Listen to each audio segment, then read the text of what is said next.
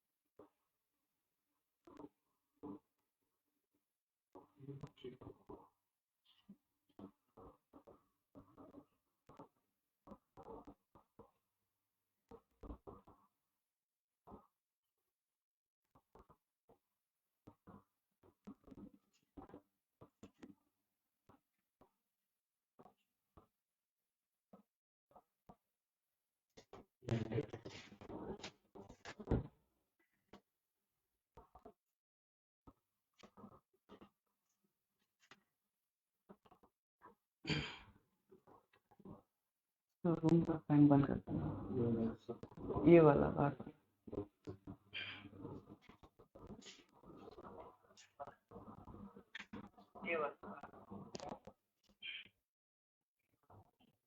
Good morning everyone.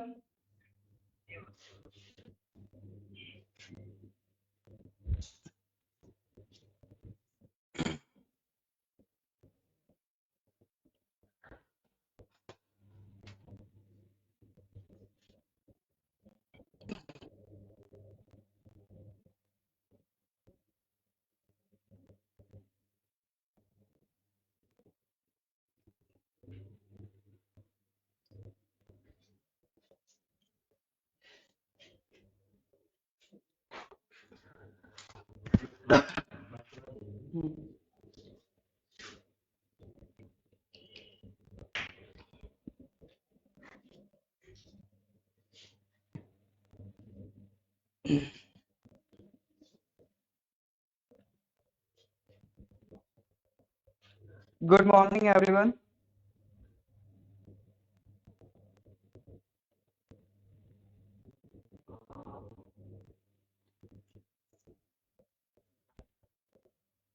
चलिए, उम्मीद है आपका संडे बढ़िया रहा होगा। संडे यूटिलाइज करा आप लोगों ने फिर, या पूरा संडे बस सोने सोने में गया है?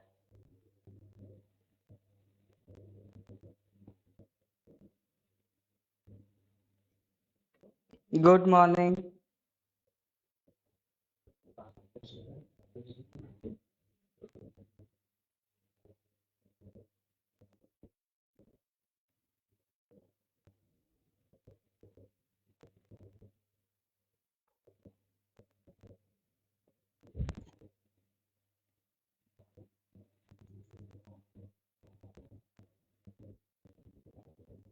शुभ प्रभात।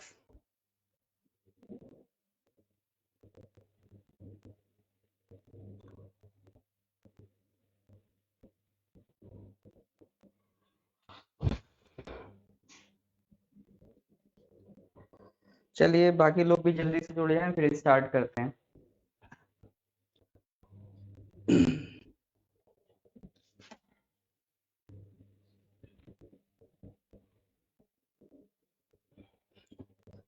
उम्मीद है संडे को अपना एनर्जी रिफ्यूल कर लिया होगा, क्योंकि पूरा वीक अब आपका ऐसे कांस्टेंट क्लास चलता रहेगा। बीच में तो आपको छुट्टी नहीं मिलेगा। डेली का आपका 4 क्लास रहेगा, 2 जीएस जीके का और 2 आपका मैथ्स का। तो अभी हमारा क्लास हो रहा है 8 to 10 AM। उसके बाद नेक्स्ट आपका मैथ्स का होगा 11 to 1, फिर 3 to 5, और उसके बाद लास्ट आपका करेंट अफेयर्स का होगा रात को 8 to 10। तो 4 क्लासेस रहेंगे। तो बिल्कुल मोबाइल रिचार्ज करके बैठिए, डेटा बूस्टर्स लगवा लीजिए मोबाइल में, ताकि डेटा की कमी ना पड़े, और उसके बाद बिल्कुल एक्टिव होके बैठिए। और अगर आप लोग अभी लाइव नहीं देख पा रहे हैं तो बाद में रिकॉर्डिंग भी देख सकते हैं। इन केस जैसे किसी का अगर लाइव डिस्कनेक्ट हो जाता है, इंटरनेट प्रॉब्लम हो जाता है, तो वो बाद में जरूर उसको कंप्लीट करें। और जो उसका पीडीएफ होगा वो आपको क्लास के बाद मिल ही जाएगा। पीडीएफ अब हमने प्लान किया है कि पहले नहीं, अब आप एक बार क्वेश्चन देख लीजिए क्लास में अच्छे से, फिर उसके बाद क्लास के बाद आपको पीडीएफ मिल जाएगा, तो वहां से भी आप क्वेश्चन एक बार रिवाइज कर सकते हैं। आंसर्स हम नहीं दे रहे हैं क्योंकि क्वेश्चंस ऐसे कोई बहुत टफ नहीं है कि आपको आंसर्स नहीं मिलेंगे। आंसर्स के लिए आप रिकॉर्डेड लेक्चर्स देख लीजिए, वहां से आप समझ सकते हैं, वरना इतना कोई टफ सवाल नहीं कि आंसर्स में आपको ज्यादा दिक्कत हो। तो आंसर्स हम नहीं दे रहे हैं इसके साथ।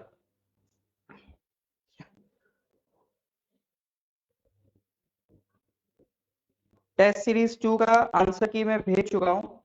अगर आपको नहीं मिला है तो आप एक बार पर्सनली बोल दीजिए, नहीं तो एक बार ग्रुप में जाके देखिए। ग्रुप में जो भी ग्रुप में टेस्ट हुआ है आंसर की, भले ही थोड़ा सा डिले हुआ है लेकिन अपलोड किया गया है।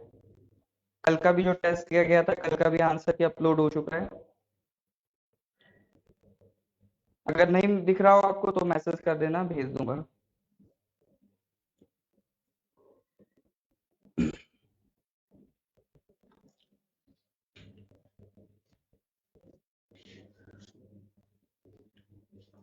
इसको देखिए, ज्यादा से ज्यादा कोशिश करिए शेयर करने की, ताकि और लोगों तक भी ये हमारा इनिशिएटिव पहुंच सके, अगर आपको अच्छा लगता है तो। और आपके जो भी फेसबुक ग्रुप्स हो उनमें भी पोस्ट करते रहिए, उसमें भी शेयर कर सकते हैं आप।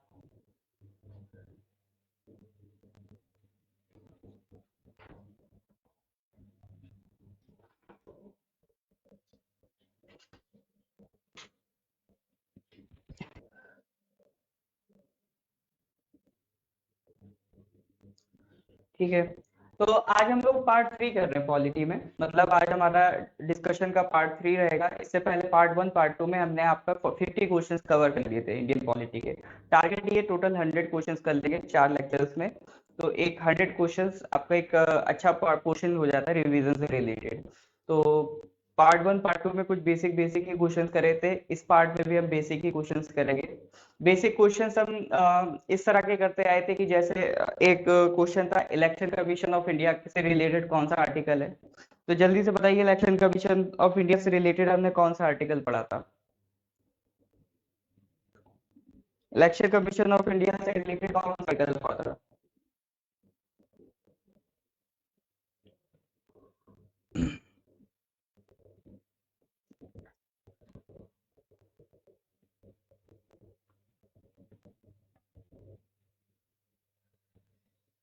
पोलिंग नितिन कह रहे हैं 241, तागिन मिल जी कह रहे हैं 324। और कोई है जो अपनी राय व्यक्त करना चाहता है? देखिए, freedom of speech and expression है आपके पास, तो उसको यूज करिए और अपना करेक्ट आंसर बताइए, ठीक है? तो कौन सा आर्टिकल है? आर्टिकल 324। ठीक है, हाँ बढ़िया, आर्टिकल 324। अच्छा, freedom of speech and expression कौन सा आर्टिकल होगा? आप लोगों के पास है, यूज करिए उसे। Freedom of speech and expression कौन सा आर्टिकल है?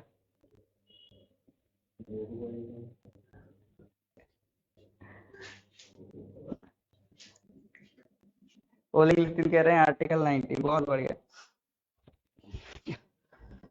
आर्टिकल 19 में आपको freedom of speech and expression मिलता है। एक्चुअली आर्टिकल 19 में 6 फ्रीडम्स मिलती है हमें, ठीक है? स्पीच की मिलती है, assembly, association, movement, reside, profession, ये सब। चलिए वो आगे कभी डिस्कस करेंगे। तो वो डिसेंट अमाउंट हमारे पास ऐड हो चुका है, तो अब हम स्टार्ट करने जा रहे हैं आपका क्वेश्चंस। तो हेलो एवरीवन, जो लोग लेट आए हैं,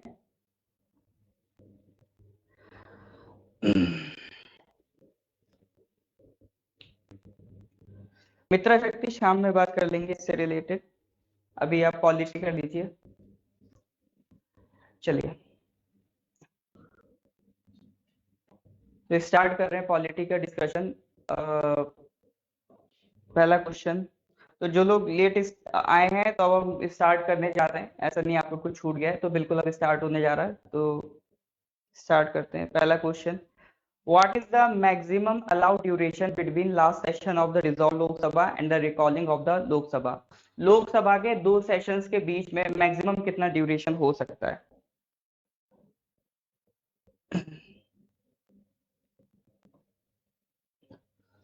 लोकसभा के 2 ड्यूरेशंस के बीच में मैक्सिमम कितना डिफरेंस हो सकता है, कितना ड्यूरेशन हो सकता है, ये क्वेश्चन है आपका, ये आपको बताना है। 2 लोकसभा सेशंस के बीच में। रिक बैलेंस का आंसर आ रहा है 6। और लोग बताइए। 6 ही बता रहे हैं लोग, और किसी को कुछ अलग लग रहा तो वो भी बता सकता है। बढ़िया, ज्यादातर सब सब लगातार बस उपांग जिरंग ने बी ऑप्शन कमेंट किया, यानी 4 मंथ। बाकी लोग क्या कह रहे हैं? 6 मंथ।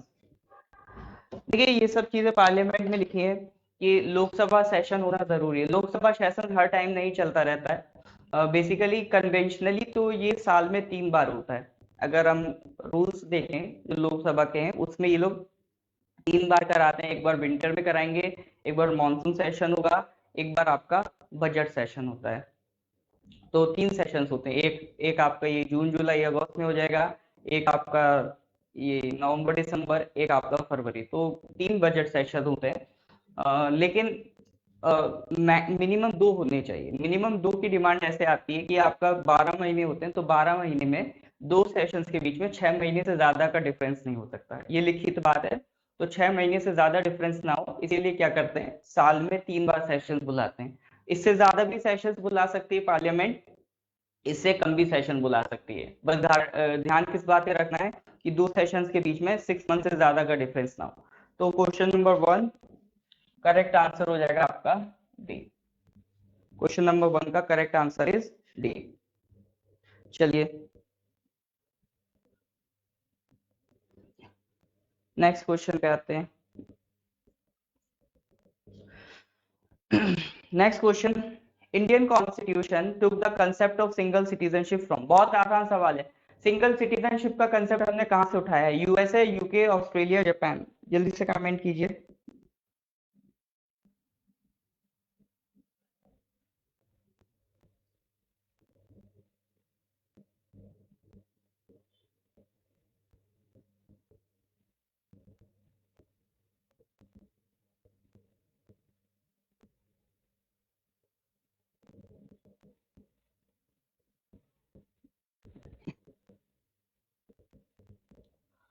ऑलराइट, तो एक अरबाग, चमरक, आपका विला, आबिंग, फामसा, रवि, हेमा, रेडी। आप सब लोग ज्यादातर किधर जा रहे हैं? रिपा पूरा ने भी अपना आंसर करेक्ट कर लिया है, बी कर लिया है। ठीक है, आसान सवाल था। Question number second answer is B. Single citizenship का कंसेप्ट हमने कहां से लिया? यूके से। देखिए, ये पोर्शन है जो जिसका नाम है different sources of the constitution. यानी कॉन्स्टिट्यूशन में जो भी पोर्शन है, हमने किसी ना किसी, ज्यादातर चीजें किसी और कंट्री से उठाई हैं। तो इस पे भी क्वेश्चन बनते रहते हैं कि कौन सा पार्ट कहाँ से उठाया है। तो जैसे सिटीजनशिप वाला मसला है, ये हमने यूके से उठाया है। तो हम कौन सी सिटीजनशिप फॉलो करते हैं? Single citizenship. सिंगल सिटीजनशिप का मतलब क्या है? ये सिंगल सिटीजनशिप 2 तरीके से है। एक है हॉरिजॉन्टली, एक है वर्टिकली। सिंगल सिटीजनशिप आपका हॉरिजॉन्टली और वर्टिकली। हॉरिजॉन्टली का मतलब क्या है कि आप इंडिया के सिटीजन हैं तो किसी और कंट्री के सिटीजन नहीं हो सकते। आप पूरी दुनिया में अगर इंडिया के सिटीजन हैं तो किसी और कंट्री के नहीं हो सकते। ये होता है सिंगल सिटीजनशिप। अगर आपने मान लीजिए कनाडा की सिटीजनशिप ले ली, तो आपको इंडिया की सिटीजनशिप छोड़नी पड़ जाएगी। तो ये होता है हॉरिजॉन्टली सिंगल सिटीजनशिप का कंसेप्ट। अगर आप इंडिया के सिटीजन है तो किसी और कंट्री के सिटीजन नहीं हो सकते। इन द सेम मैनर हम वर्टिकली सिंगल सिटीजनशिप भी मानते हैं। वर्टिकली का मतलब क्या है कि आप अगर इंडिया में सिटीजन हैं तो ऐसा नहीं है कि इंडियन सिटीजनशिप के अलावा और भी कोई टाइप की सिटीजनशिप हो। जैसे यूएसए में होता है, आप यूएसए के भी सिटीजन होंगे, और यूएसए का जो स्टेट है, मान लीजिए कैलिफोर्निया, तो कैलिफोर्निया की सिटीजनशिप अलग से होती है। बट इंडिया में ऐसा कंसेप्ट नहीं है। आप अरुणाचल से हो, आप बिहार से हो, आप यूपी से हो, आप मणिपुर से हो, आप आसाम से हो, आप किसी भी स्टेट से हो, आपकी एक ही आइडेंटिटी है, सिंगल, कि आप एक इंडियन सिटीजन है। आप जिस स्टेट से बिलोंग करते हैं वो आपका रेजिडेंस है, वो आपका कल्चर है, वो चीज ठीक है। बट जब सिटीजनशिप की बात आएगी तो आप सिर्फ और सिर्फ हिंदुस्तानी हैं, आप सिर्फ और सिर्फ इंडियन हैं। तो ये कंसेप्ट होता है वर्टिकली सिंगल सिटीजनशिप का। यानी कि पूरी इंडिया में आप कहीं भी रहते हो, आपकी सिटीजनशिप सिर्फ और सिर्फ इंडियन रहेगी। तो ये कंसेप्ट हमने कहां से उठाया? ये सारा कंसेप्ट हमने उठाया है यूके से। गुड मॉर्निंग मोंगलान। हाँ, यूएसए में अलग अलग चलता है कि आपको यूएसए की आपका यूनियन लेवल पे सिटीजनशिप अलग है, फिर आपका स्टेट लेवल पे सिटीजनशिप अलग है। उनका कॉन्स्टिट्यूशन के भी यही सीन रहता है, यूएसए का अपना अलग कॉन्स्टिट्यूशन है और हर स्टेट का अपना अपना अलग कॉन्स्टिट्यूशन है, हमारा एक ही है। तो नेक्स्ट क्वेश्चन पे आते हैं। Question number 3, in which list of the Indian constitution is the citizenship included? जल्दी से बताइए किस लिस्ट में है, state list, union list, concurrent list, none of the above. तो लिस्ट पूछने का मतलब है वो ये पूछना चाह रहा है कि सिटीजनशिप से रिलेटेड लॉ कौन बना सकता है, स्टेट बना सकता है, यूनियन बना सकता है, या दोनों मिलकर बना सकते हैं। तो इसका करेक्ट आंसर आपको बताना है, in which list of the Indian constitution is the citizenship included. Correct answer बताइए। क्वेश्चन के आंसर अभी आए नहीं मेरे पास, क्यों? बढ़िया, बी ऑप्शन कह रहे हैं, बी ऑप्शन क्या है, यूनियन लिस्ट। बढ़िया, तो ज्यादातर लोग यूनियन लिस्ट की तरफ जा रहे हैं। और भी लोग बताइए। देखिए 75 लोग लाइव हैं और कमेंट 5 या 10 लोगों के आते हैं, वही 5-10 लोग रिपीट होके आते हैं, तो कमेंट आपको सबको करना है। देखिए क्या हो सकता है, दो ही तीन कंडीशन हो सकती हैं, ये या तो आपको आंसर पता है, या आपको आंसर नहीं पता है, या आपको आंसर डाउट में है। तो कोई सी भी कंडीशन हो, अपनी कंडीशन जरूर मेंशन करें। अगर आपको आंसर पता है तो आप आंसर मेंशन करिए, अगर आपको आंसर नहीं पता है तो वो भी मेंशन करिए कि हमें आंसर नहीं पता है। और अगर आप गैसिंग कर रहे हैं तो वो भी बताइए कि मैंने ये तुक्का लगाया है।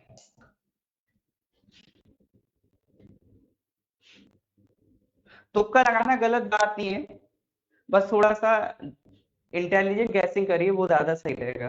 तो आपका जो भी सिचुएशन हो उसको मेंशन करिए, क्योंकि देखिए ये तरीका जो होता है, जैसे साजन जी ने कहा बहुत बढ़िया, आई डोंट नो, तो तरीका आपका लाइव का जो कंसेप्ट है वो इसी पे बेस्ड है। अगर आप इंटरेक्ट करेंगे तभी लाइव में मजा आएगा, वरना तो फिर इसमें और रिकॉर्डेड लेक्चर में कोई फर्क नहीं है। तो इससे तो बढ़िया आप आराम से बाद में और फ्री टाइम में रिकॉर्डेड भी देख सकते हैं, इतना सुबह उठ के ये लाइव अटेंड करने की जरूरत नहीं है अगर आप पार्टिसिपेट नहीं करें। तो पार्टिसिपेशन है अगर आपका, तो उसको शो करिए। अगर आपकी पार्टिसिपेशन है, आपकी प्रेजेंस है यहाँ पर, तो उसको शो करिए। नेगेटिव मार्किंग है एग्जाम्स में, उसमें बिल्कुल चिंता नहीं लेना। चलिए, तो अब मेरे ख्याल से सभी ने एक ही आंसर दिया है, 1% छोड़ के जिन्होंने नन ऑफ द अबव का। तो अब इसका करेक्ट आंसर देख लेते हैं। करेक्ट आंसर क्या है इसका, B union list. Citizenship union list में आती है। सिटीजनशिप कॉन्स्टिट्यूशन में कवर होती है अंडर पार्ट 2 आर्टिकल 5 to 11। तो जो आर्टिकल 11 है वो सिंपली यही कहता है कि सिटीजनशिप से रिलेटेड जो भी लॉज होंगे वो बनाने की पावर कौन रखता है, सिर्फ और सिर्फ पार्लियामेंट रखता है। ठीक है, तो पार्लियामेंट के ही पास पावर है, पार्लियामेंट का मतलब यूनियन, तो यूनियन बना सकता है सिर्फ और सिर्फ आपका सिटीजनशिप से रिलेटेड कानून। तो अगर सिर्फ यूनियन बना सकता है तो वो किस लिस्ट में आ जाएगा, यूनियन लिस्ट में। और सिटीजनशिप के लिए हमने कानून बनाया भी है, एक ही कानून है हमारे पास सिटीजनशिप के लिए, सिटीजनशिप एक्ट ऑफ 1955। ठीक है, ये हमारा कानून है, सिटीजनशिप एक्ट ऑफ 1955। तो सिटीजनशिप देना लेना सारे तरीके किस कानून में कवर हैं, इसी सिटीजनशिप एक्ट ऑफ 1955 में कवर हैं। और रिसेंटली जो 2019 में अमेंडमेंट हुआ था, सिटीजनशिप अमेंडमेंट एक्ट 2019, वो इसी कानून में चेंज किया गया था। कानून यही है, कानून नया नहीं बना था, कानून यही था सिटीजनशिप एक्ट 1955, इसी में कुछ चेंजेस करे थे, वो बन गया था आपका सिटीजनशिप अमेंडमेंट एक्ट 2019। क्या चेंजेस हुए थे वो एक और क्वेश्चन है आगे, उसमें हम कवर करेंगे। तो यहाँ से आप क्या समझेंगे, यहाँ से आप समझेंगे कि सिटीजनशिप से रिलेटेड लॉ बनाने की पावर किसके पास है, यूनियन लिस्ट के पास है। तो हमने कहा था 3 तरह की लिस्ट होती है, एक यूनियन लिस्ट, एक स्टेट लिस्ट, एक कंकरेंट लिस्ट। इनको हम क्या कहते हैं, कुल मिला के होता है आपका फेडरल लिस्ट। 3 चीजें आ जाती हैं इसमें, union list, state list, concurrent list. Union list में वो सब्जेक्ट्स आ जाते हैं जिसपे लॉ बनाने की पावर सिर्फ और सिर्फ यूनियन के पास होती है, यूनियन यानी कि सेंट्रल गवर्नमेंट। स्टेट लिस्ट में वो सब्जेक्ट्स आ जाते हैं जिसमें लॉ बनाने की पावर सिर्फ और सिर्फ स्टेट के पास होती है। कंकरेंट में वो सब्जेक्ट्स आ जाते हैं जिसमें लॉ बनाने की पावर सिर्फ और सिर्फ इसमें दोनों के पास होती है, यूनियन और स्टेट दोनों के पास पावर है। बट अगर दोनों में किसी तरह का कॉन्फ्लिक्ट है तो यूनियन की बात प्रिवेल करेगी, यूनियन की बात मानी जाएगी। तो 3 तरह की लिस्ट है कवर होती है अंडर फेडरल लिस्ट। तो आपको बताना है फेडरल लिस्ट किस शेड्यूल में आती है, ठीक है। तो फेडरल लिस्ट किस शेड्यूल में आती है ये बताइए। 12 शेड्यूल है हमारे कॉन्स्टिट्यूशन में, आपको बताना है ये फेडरल लिस्ट किस शेड्यूल में है, 1 में है, 2 में है, 3 में है, किस में है।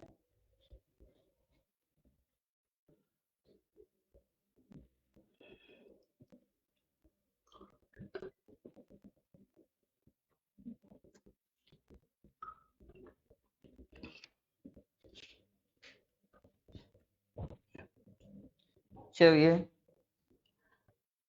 शेड्यूल 7 आ रहा है आंसर। दीपक पूरा कह रहे हैं डाउट है 7 में। दीपक पूरा जी आपको डाउट नहीं होना चाहिए, कंफर्म होना चाहिए। कंफर्म हो गया कहिए यस इट इज शेड्यूल 7। ना जी हॉलो जी शेड्यूल 6 नहीं है, शेड्यूल 6 नहीं है। शेड्यूल 6 में तो आपका जो नॉर्थ ईस्ट के ट्राइबल एरियाज हैं उनके बारे में है। तो करेक्ट आंसर इज शेड्यूल 7।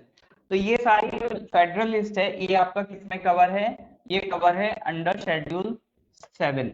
देखिए इसी तरह के जनरली बेसिक बेसिक क्वेश्चंस आते रहते हैं, तो ये पता होना चाहिए। एग्जैक्टली सवाल था।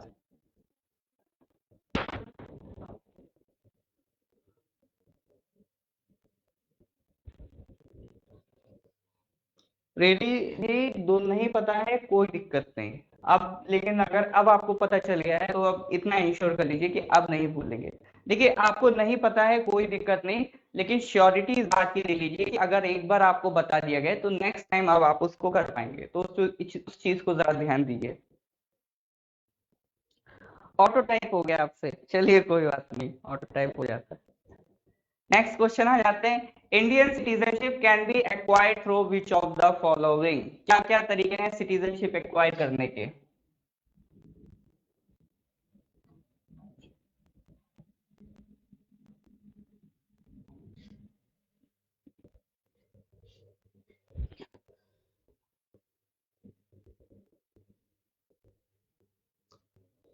टेक्निक टीयर्स ऑफ, अच्छा टेक्निक है हाँ, टीयर्स ऑफ ओल्ड पीएम, ऐसे करके आप सारे शेड्यूल्स याद रख सकते हैं। तो लगातार का आंसर आ रहा है डी। लेकिन मैं ये देखता हूँ लगभग वही लोग रिपीट हो रहे हैं, वही आंसर कर रहे हैं। कोई यहाँ पर जितने 80+ लाइव हैं तो उस हिसाब से कमेंट्स कम ही आते हैं। तो आप लोग पता नहीं क्यों लाइव में भी छुप छुप के रह रहे हैं। देखिए लाइफ में इतना शाई नहीं होना है, इतना शर्माना नहीं है, और खास तौर से पढ़ाई के रिलेटेड। यहाँ अगर आप गलत बता भी देंगे तो ऐसा थोड़ी ना कल कोई आपका इनकम टैक्स ज्यादा वसूल कर लेगी सरकार, या सिलेक्शन रोक देगी। और ज्यादा यही चीज याद रखिएगा, जो लोग इंटरेक्ट ज्यादा करते हैं ना सिलेक्शन के चांसेस भी उनके अच्छे रहते हैं, ये भी फैक्ट है। ऐसा नहीं कि नहीं होगा, मैं ऐसा नहीं कह रहा हूँ, लेकिन उनके चांसेस ज्यादा होते हैं क्योंकि वो आपका ज्यादा आप इंटरेक्ट करेंगे तो ज्यादा डाउट पूछेंगे, उसके बाद चीजें आपको उतना ही ज्यादा रिटेन कर पाते हैं। क्योंकि एक ही चीज को जब आप डिस्कस करते हैं तो वो आपके दिमाग में ज्यादा टाइम तक टिकता है, और उसकी जो समझ होती है वो ज्यादा अच्छी डेवलप होती है। तो डिस्कस करिए, इंटरेक्ट करिए, आंसर मेंशन करिए।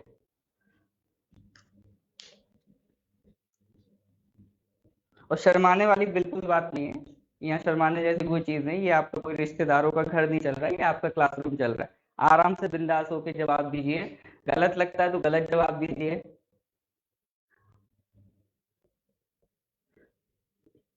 एक तो हमें ऐसा लगता है कि हम सेलिब्रिटी हैं, अगर हमसे कोई गलती हो जाएगी तो हमें ट्रोल करा जाएगा, हमारे मीम्स बनाए जाएंगे। ऐसा कुछ नहीं होता, आप आंसर गलत देंगे, हो सकता है थोड़े टाइम के लिए कोई आप पे हंस भी दे, लेकिन वो खुद भूल जाएगा।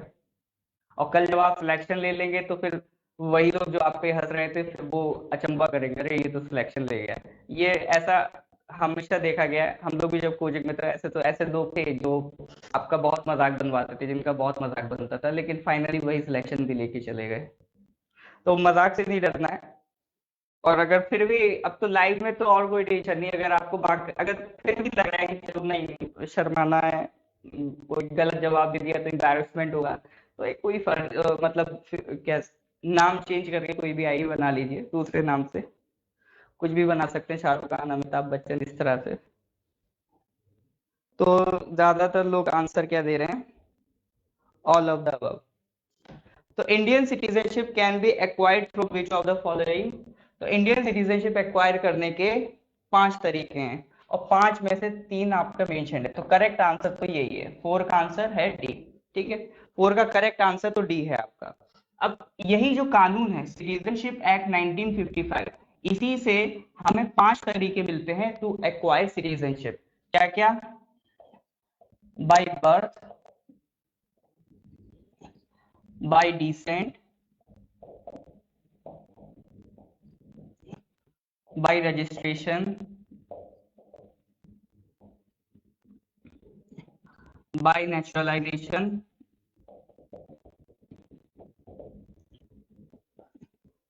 by incorporation of territory।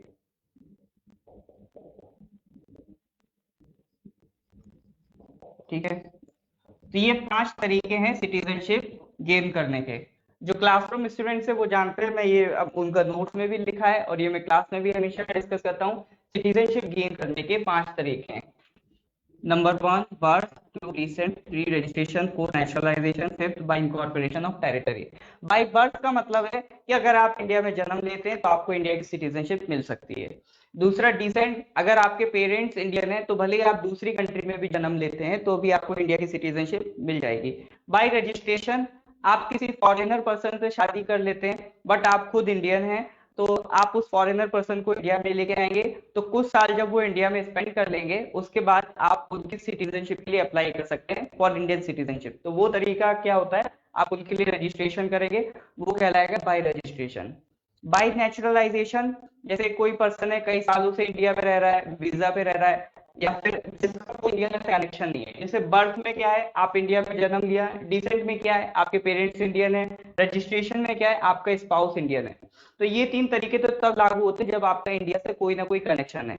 अब लेकिन ना तो आपने इंडिया में जन्म लिया, ना आपका कोई जो स्पाउस है वो इंडियन है, ना ही आपने क्या कहते हैं किसी इंडियन पेरेंट से जन्म लिया है, तो आपका इंडिया से कोई कनेक्शन नहीं है, बट स्टिल आप वीजा पे आ रहे हैं, इंडिया में कई साल आपने स्पेंड किए, या फिर आप किसी फॉरेन कंट्री के हैं बट आपने इंडिया में गवर्नमेंट से बात करी और सिटीजनशिप के लिए अप्लाई किया और गवर्नमेंट को आप पसंद आए। यहाँ पर गवर्नमेंट की भी मोनोपोली होती है, गवर्नमेंट जिसे चाहे उसे सिटीजनशिप दे सकती है। तो वो कौन सा तरीका होगा? Bye naturalisation. जब आपके पास इंडिया से रिलेटेड कोई कनेक्शन नहीं है तब आपको किससे सिटीजनशिप मिलती है? Bye naturalisation. इस तरीके से इंडियन गवर्नमेंट किसी को भी चाहे सिटीजनशिप दे सकती है। फॉर एग्जाम्पल अदनान सामी, वो इंडिया में ना उनका जन्म हुआ, ना ही पेरेंट्स इंडियंस, ना ही वो इंडिया किसी इंडियन से शादी करके आए थे, तो कई साल इंडिया में रहे और एक सेलिब्रिटी पर्सन थे, टैलेंटेड पर्सन थे, तो गवर्नमेंट ने क्या करा, उन्हें सिटीजनशिप दे दी। गवर्नमेंट ऐसा करती है कि कई बार टैलेंटेड लोग होते हैं, सेलिब्रिटी स्टेटस वाले लोग होते हैं, उन्हें सिटीजनशिप दे देती है। तो वो तरीका कहलाता है bye naturalisation. Bye incorporation of territory, अगर हम किसी टेरिटरी को एक्वायर करते हैं, जैसे सिक्किम पहले हमारा पार्ट नहीं था तो सिक्किम हमारा पार्ट बना, गोवा को हमने बाद में एक्वायर किया, तो जैसे जैसे कोई भी टेरिटरी हम एक्वायर करते हैं तो ऐसा नहीं वहां के लोगों को भगा दिया जाए, वो भी लोग हमारे ही पार्ट बन जाते हैं, ऑटोमेटिकली उनको भी हम सिटीजनशिप दे देते हैं। तो ये कह रहा था बाय इनकॉर्पोरेशन ऑफ टेरिटरी। तो सिटीजनशिप देने के 5 तरीके लिखे हैं, ये कॉन्स्टिट्यूशन में नहीं लिखे, ठीक है, ये 5 तरीके कॉन्स्टिट्यूशन में नहीं लिखे हैं, ये किस में लिखे हैं? इस सिटीजनशिप एक्ट ऑफ 1955, इसको थोड़ा सा याद रखिएगा। ठीक है,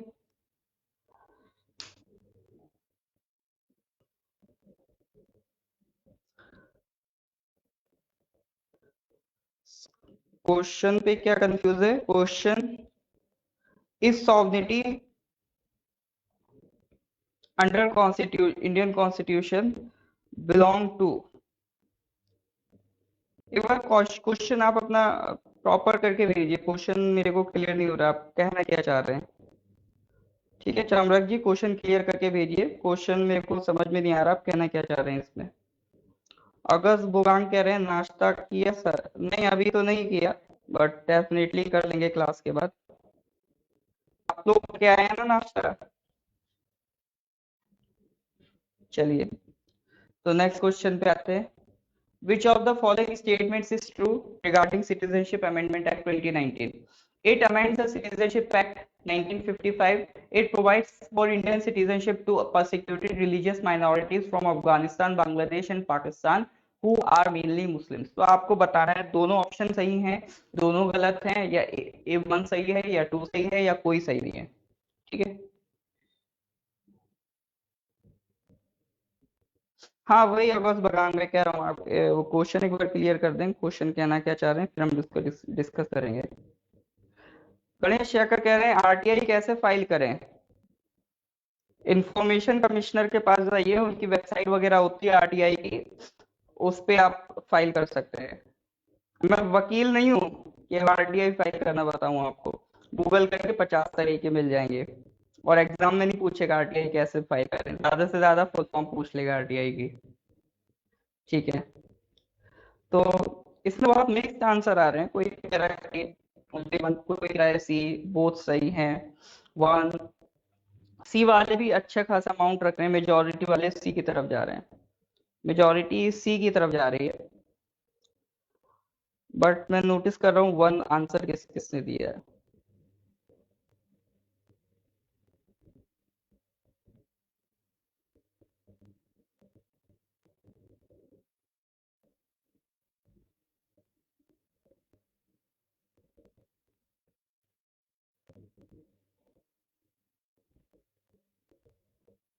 चलिए,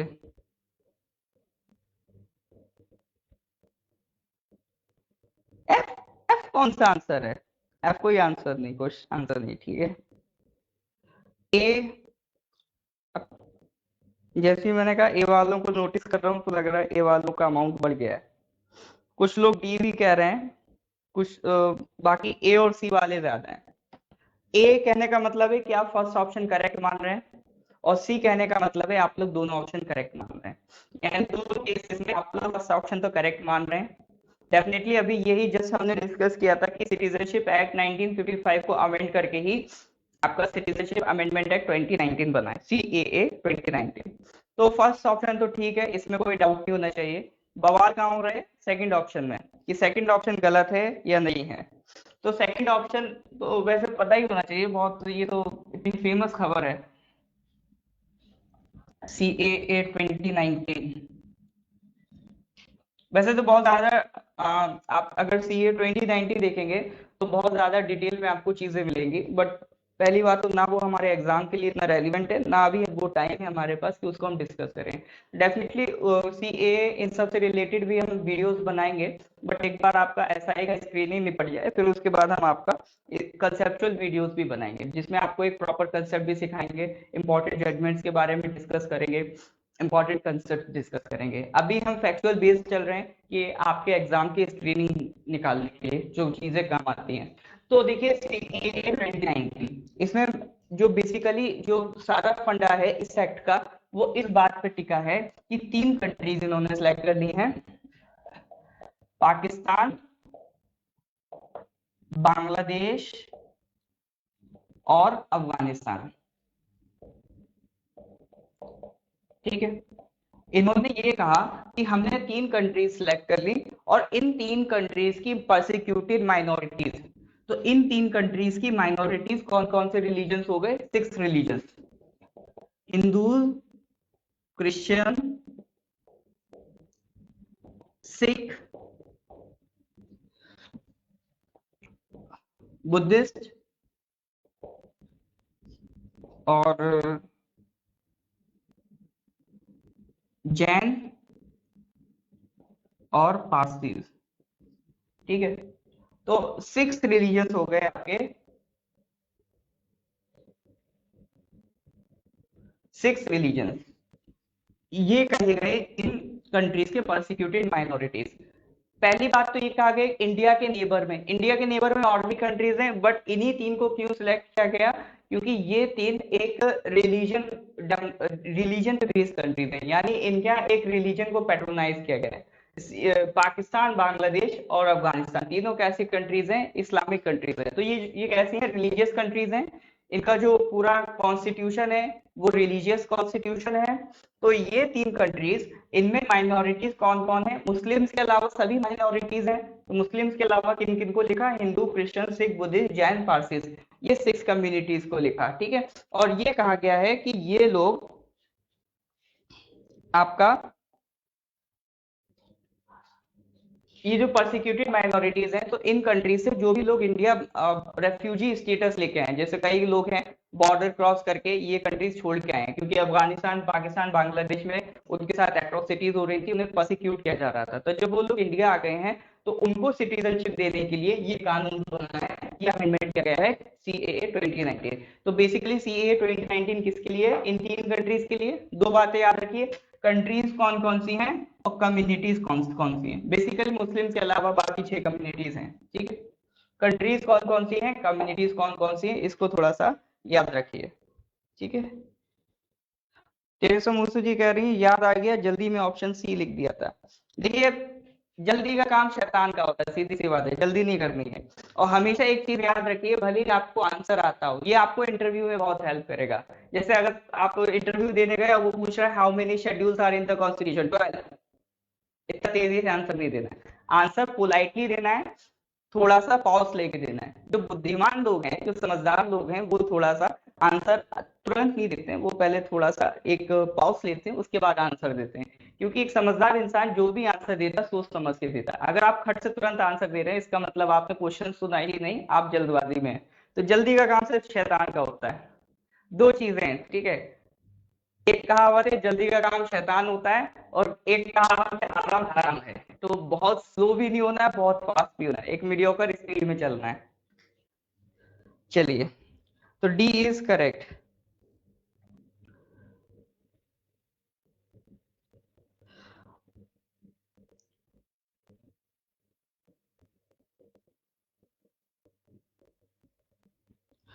अच्छा, क्वेश्चन चमरक जी पूछ रहे हैं, sovereignty under Indian constitution belong to president.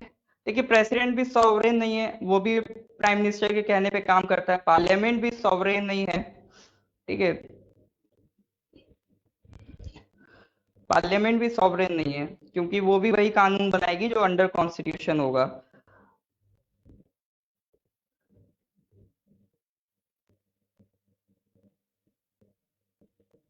लोग भी इंडिपेंडेंट नहीं है, इंडिया के जो लोग हैं, पीपल, वो भी सॉवरेन नहीं है। तो क्वेश्चन बहुत अच्छा क्वेश्चन नहीं लग रहा है मुझे, बट फिर भी मेरे हो सकता है ऑप्शन सी या डी में से कोई एक आंसर होगा। क्योंकि देखिए, सॉवरेन इनमें से कोई भी नहीं है, सबकी अपनी अपनी लिमिट है। एग्जीक्यूटिव हो, जुडिशरी हो, सबकी अपनी अपनी एक लिमिट होती है। इवन जो पीपल है, उनकी भी एक लिमिट होगी। मेरे हिसाब से शायद ये आंसर डी पूछ पा रहा होगा, लेकिन क्वेश्चन अच्छा नहीं है ये। सॉवरेनिटी इसमें से किसी भी नहीं, सॉवरेनिटी सिर्फ इंडिया की है। ठीक है, सिर्फ इंडिया सॉवरेन सॉवरेन है, इनमें से कोई भी एक तरीके से सॉवरेन नहीं है। जुडिशरी की भी एक लिमिट है, कोई भी बिना बात के वो जजमेंट नहीं दे सकते, और खासतौर से उसमें एग्जीक्यूटिव मेंशन है। एग्जीक्यूटिव की तो सीधी सीधी लिमिट है कि अंडर कॉन्स्टिट्यूशन उनको काम करना है। द पीपल ही होगा करेक्ट आंसर, जिस हिसाब से क्वेश्चन बनाया गया है, तो उसके दिमाग में तो द पीपल चल रहा है। लेकिन अगर आप एक्चुअल में देखेंगे, तो पीपल भी सॉवरेन नहीं है। हम भी कंप्लीटली आजाद नहीं है, हमें भी अंडर कॉन्स्टिट्यूशन काम करना पड़ता है। अगर आप इतना ही सॉवरेन है, तो आप किसी को भी गाली दे सकते हैं, बट अंडर कॉन्स्टिट्यूशन ये सब चीजें अलाउड नहीं है, आप किसी को डिफेम नहीं कर सकते। ठीक है। तो क्वेश्चन मुझे अच्छा नहीं लगा। हाँ, प्रियम्बल में बोला गया है we the people of India. तो उसमें क्या लिखा है? Do resolve to constitute India into है। तो वो किसको बना रहे हैं? अपने आप को सॉवरेन नहीं बना रहे, इंडिया को सॉवरेन बना रहे हैं।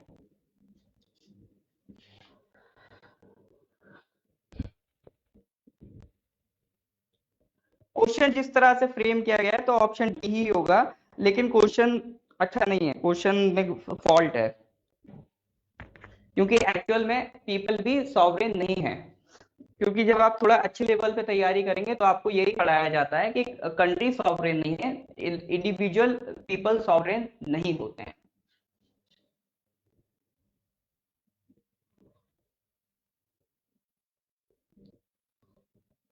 सॉवरिनिटी का मतलब पावर नहीं होता है, सॉवरिनिटी का मतलब होता है इंडिपेंडेंसी, आपके पास इतनी आजादी है। सॉवरिनिटी का मतलब होता है कि आप कोई भी काम करने के लिए किसी और पे डिपेंड नहीं करते हैं, आप कोई एक एक्सटर्नल फैक्टर आपको वो काम करने से ना रोके। सॉवरेन मतलब इंडिपेंडेंट, सॉवरेन का मतलब पावर नहीं होता है। चलिए, तो क्वेश्चन नंबर 5 का करेक्ट आंसर क्या होगा? ए होगा, ठीक है।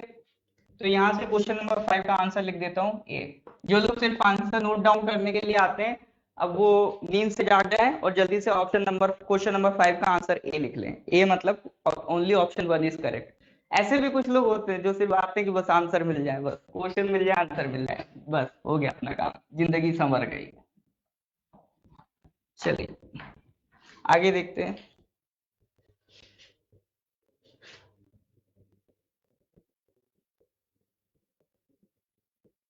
अरे भैया ये कहता था वाले कौन से इंडियन कॉन्स्टिट्यूशन कहाँ से लिया है? कॉन्स्टिट्यूशन सबसे पहले तो यूएसए में बना था, उसके बाद से ही ये बातें शुरू होने लगी कि अपना अपना कॉन्स्टिट्यूशन होना चाहिए। तो इंडियन कॉन्स्टिट्यूशन एज सच हमने कहीं से नहीं लिया है। हाँ, अगर आप पूछें इंडियन कॉन्स्टिट्यूशन का मेजर पोर्शन, तो इंडियन कॉन्स्टिट्यूशन का मेजर पोर्शन लिया गया गवर्नमेंट ऑफ इंडिया एक्ट 1935 से।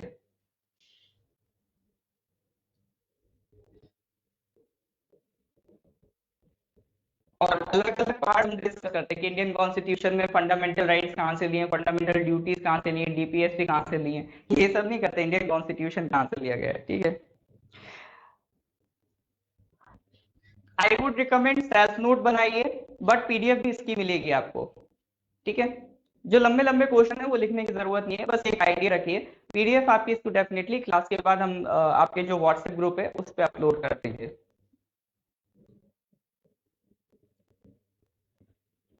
चलिए next question. Who appoints the advocate general of states? Correct answer बताइए।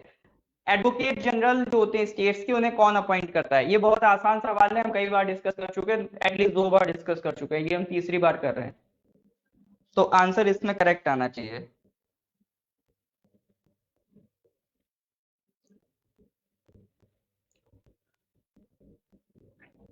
ऑलराइट, तो धड़ाधड़ आंसर शुरू होना आना शुरू हो गए हैं।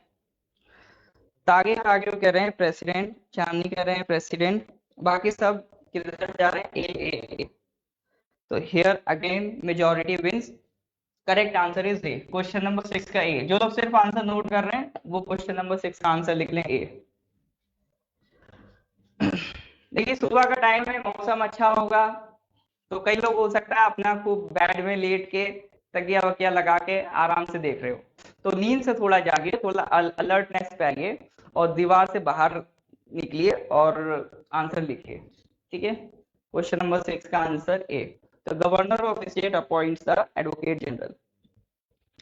Next question. Who does the chief minister give his resignation to? Chief minister अपना रेजिग्नेशन किसे देते हैं? 7 का आंसर बताइए।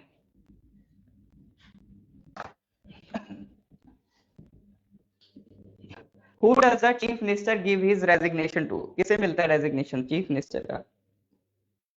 ये तो बहुत आसान सवाल है, इसमें गलती होने के चांसेस नहीं है, और सिली मिस्टेक तो भूल ही जाइए, सिली मिस्टेक बिल्कुल नहीं करती है।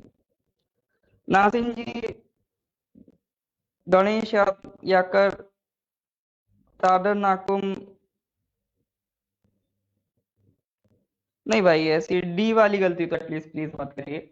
प्रेसिडेंट तो मत बोलिए, गवर्नर बेचारा सुसाइड कर लेगा आपके स्टेट का, कि बताओ ये लोग ये भी नहीं जानते हैं कि मुख्यमंत्री हमें इस्तीफा देने आएगा।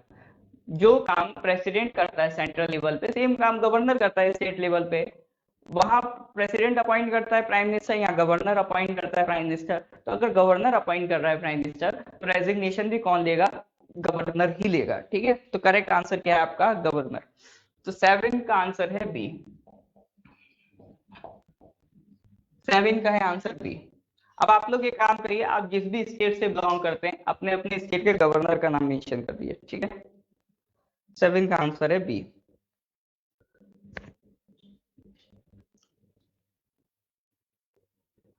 तो चीफ मिनिस्टर किसे रेजिग्नेशन देगा? गवर्नर को देगा।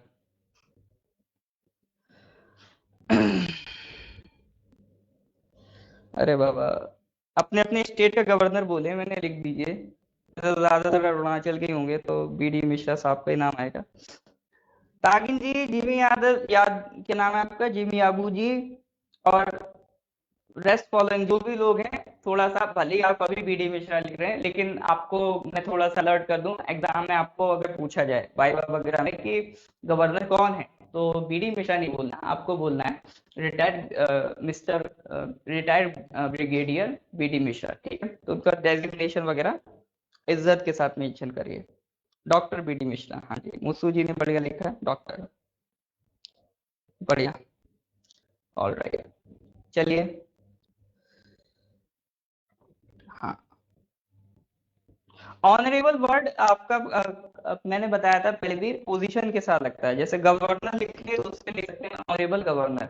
अगर नाम देना हो तो सिंपल मिस्टर लगा के लिख सकते हैं, मिस्टर, डॉक्टर, मिस, मिसेस, ये लगा के लिख सकते, बोल सकते हैं अगर किसी का नाम बोलना है। हाँ, अगर जैसे किसी की डेजिग्नेशन बोलनी, जैसे हमारे ऑनरेबल चीफ मिनिस्टर, और honourable governor, honourable president, honourable prime minister, तो जो डेजिग्नेशन होता है उसमें आप लगा सकते हैं honourable. All right,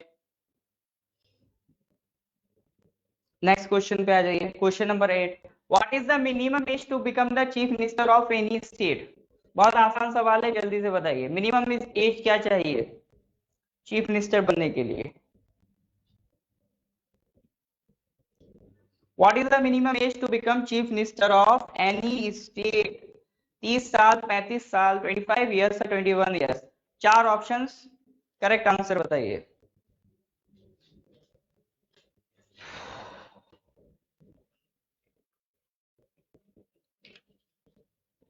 correct option बताइए, what is the minimum age to become the chief minister of any state.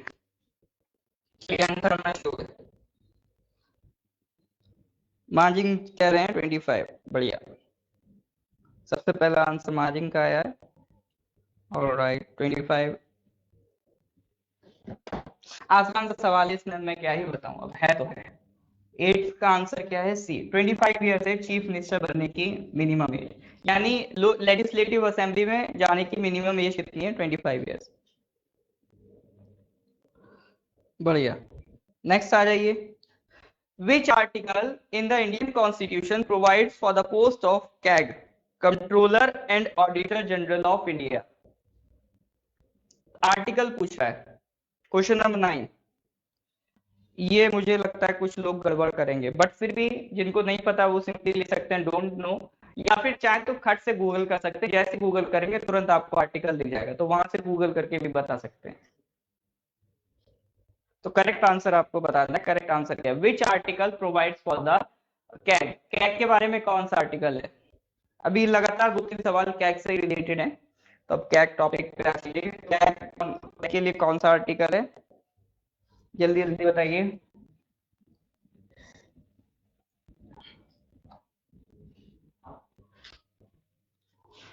CAG के लिए question number 9, question number 9, option A, option A article 148। बढ़िया, जो लोग आर्टिकल 148 कह रहे हैं, बढ़िया कह रहे हैं, सही कह रहे हैं। तो आर्टिकल 148 है आपका कैग से रिलेटेड, याद रखिएगा, option A.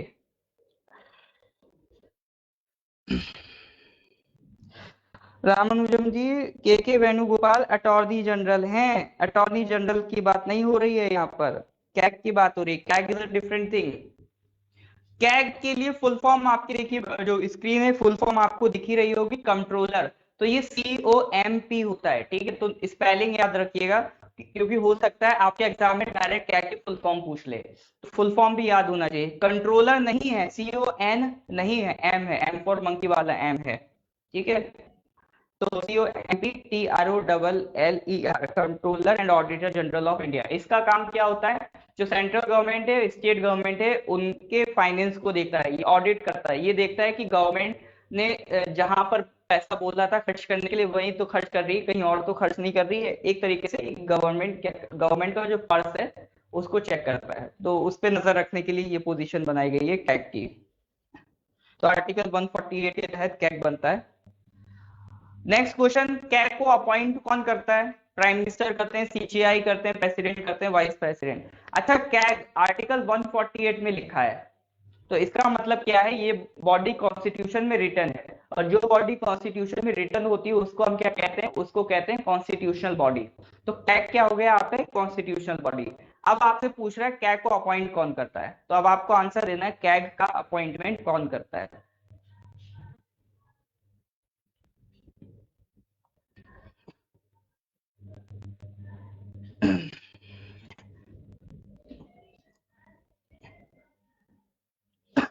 Sorry, prime minister of India, president, vice president, कौन अपॉइंट करता है ये बताना आपको।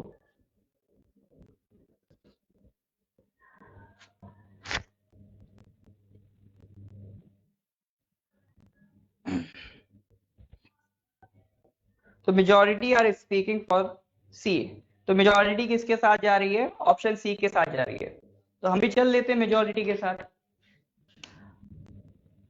तो 10 का करेक्ट आंसर है सी, प्रेसिडेंट अपॉइंट करता है आपका कैग को, प्रेसिडेंट अपॉइंट करता है कैग को। ये आंसर उनके लिए भी है जो लोग बिल्कुल दीवार के अंदर जा चुके हैं, उनके लिए भी है ये आंसर, ठीक है। तो प्रेसिडेंट अपॉइंट करता है कैग को।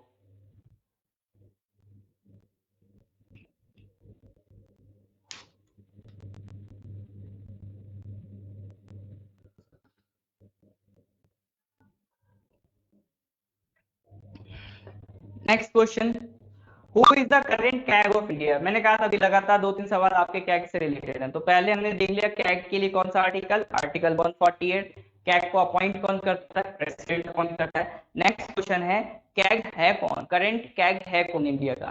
कैग मतलब controller and auditor general of India. तो करेंटली इंडिया का कैग की पोजीशन होल्ड कौन करता है, आपको करेक्ट आंसर बताना है।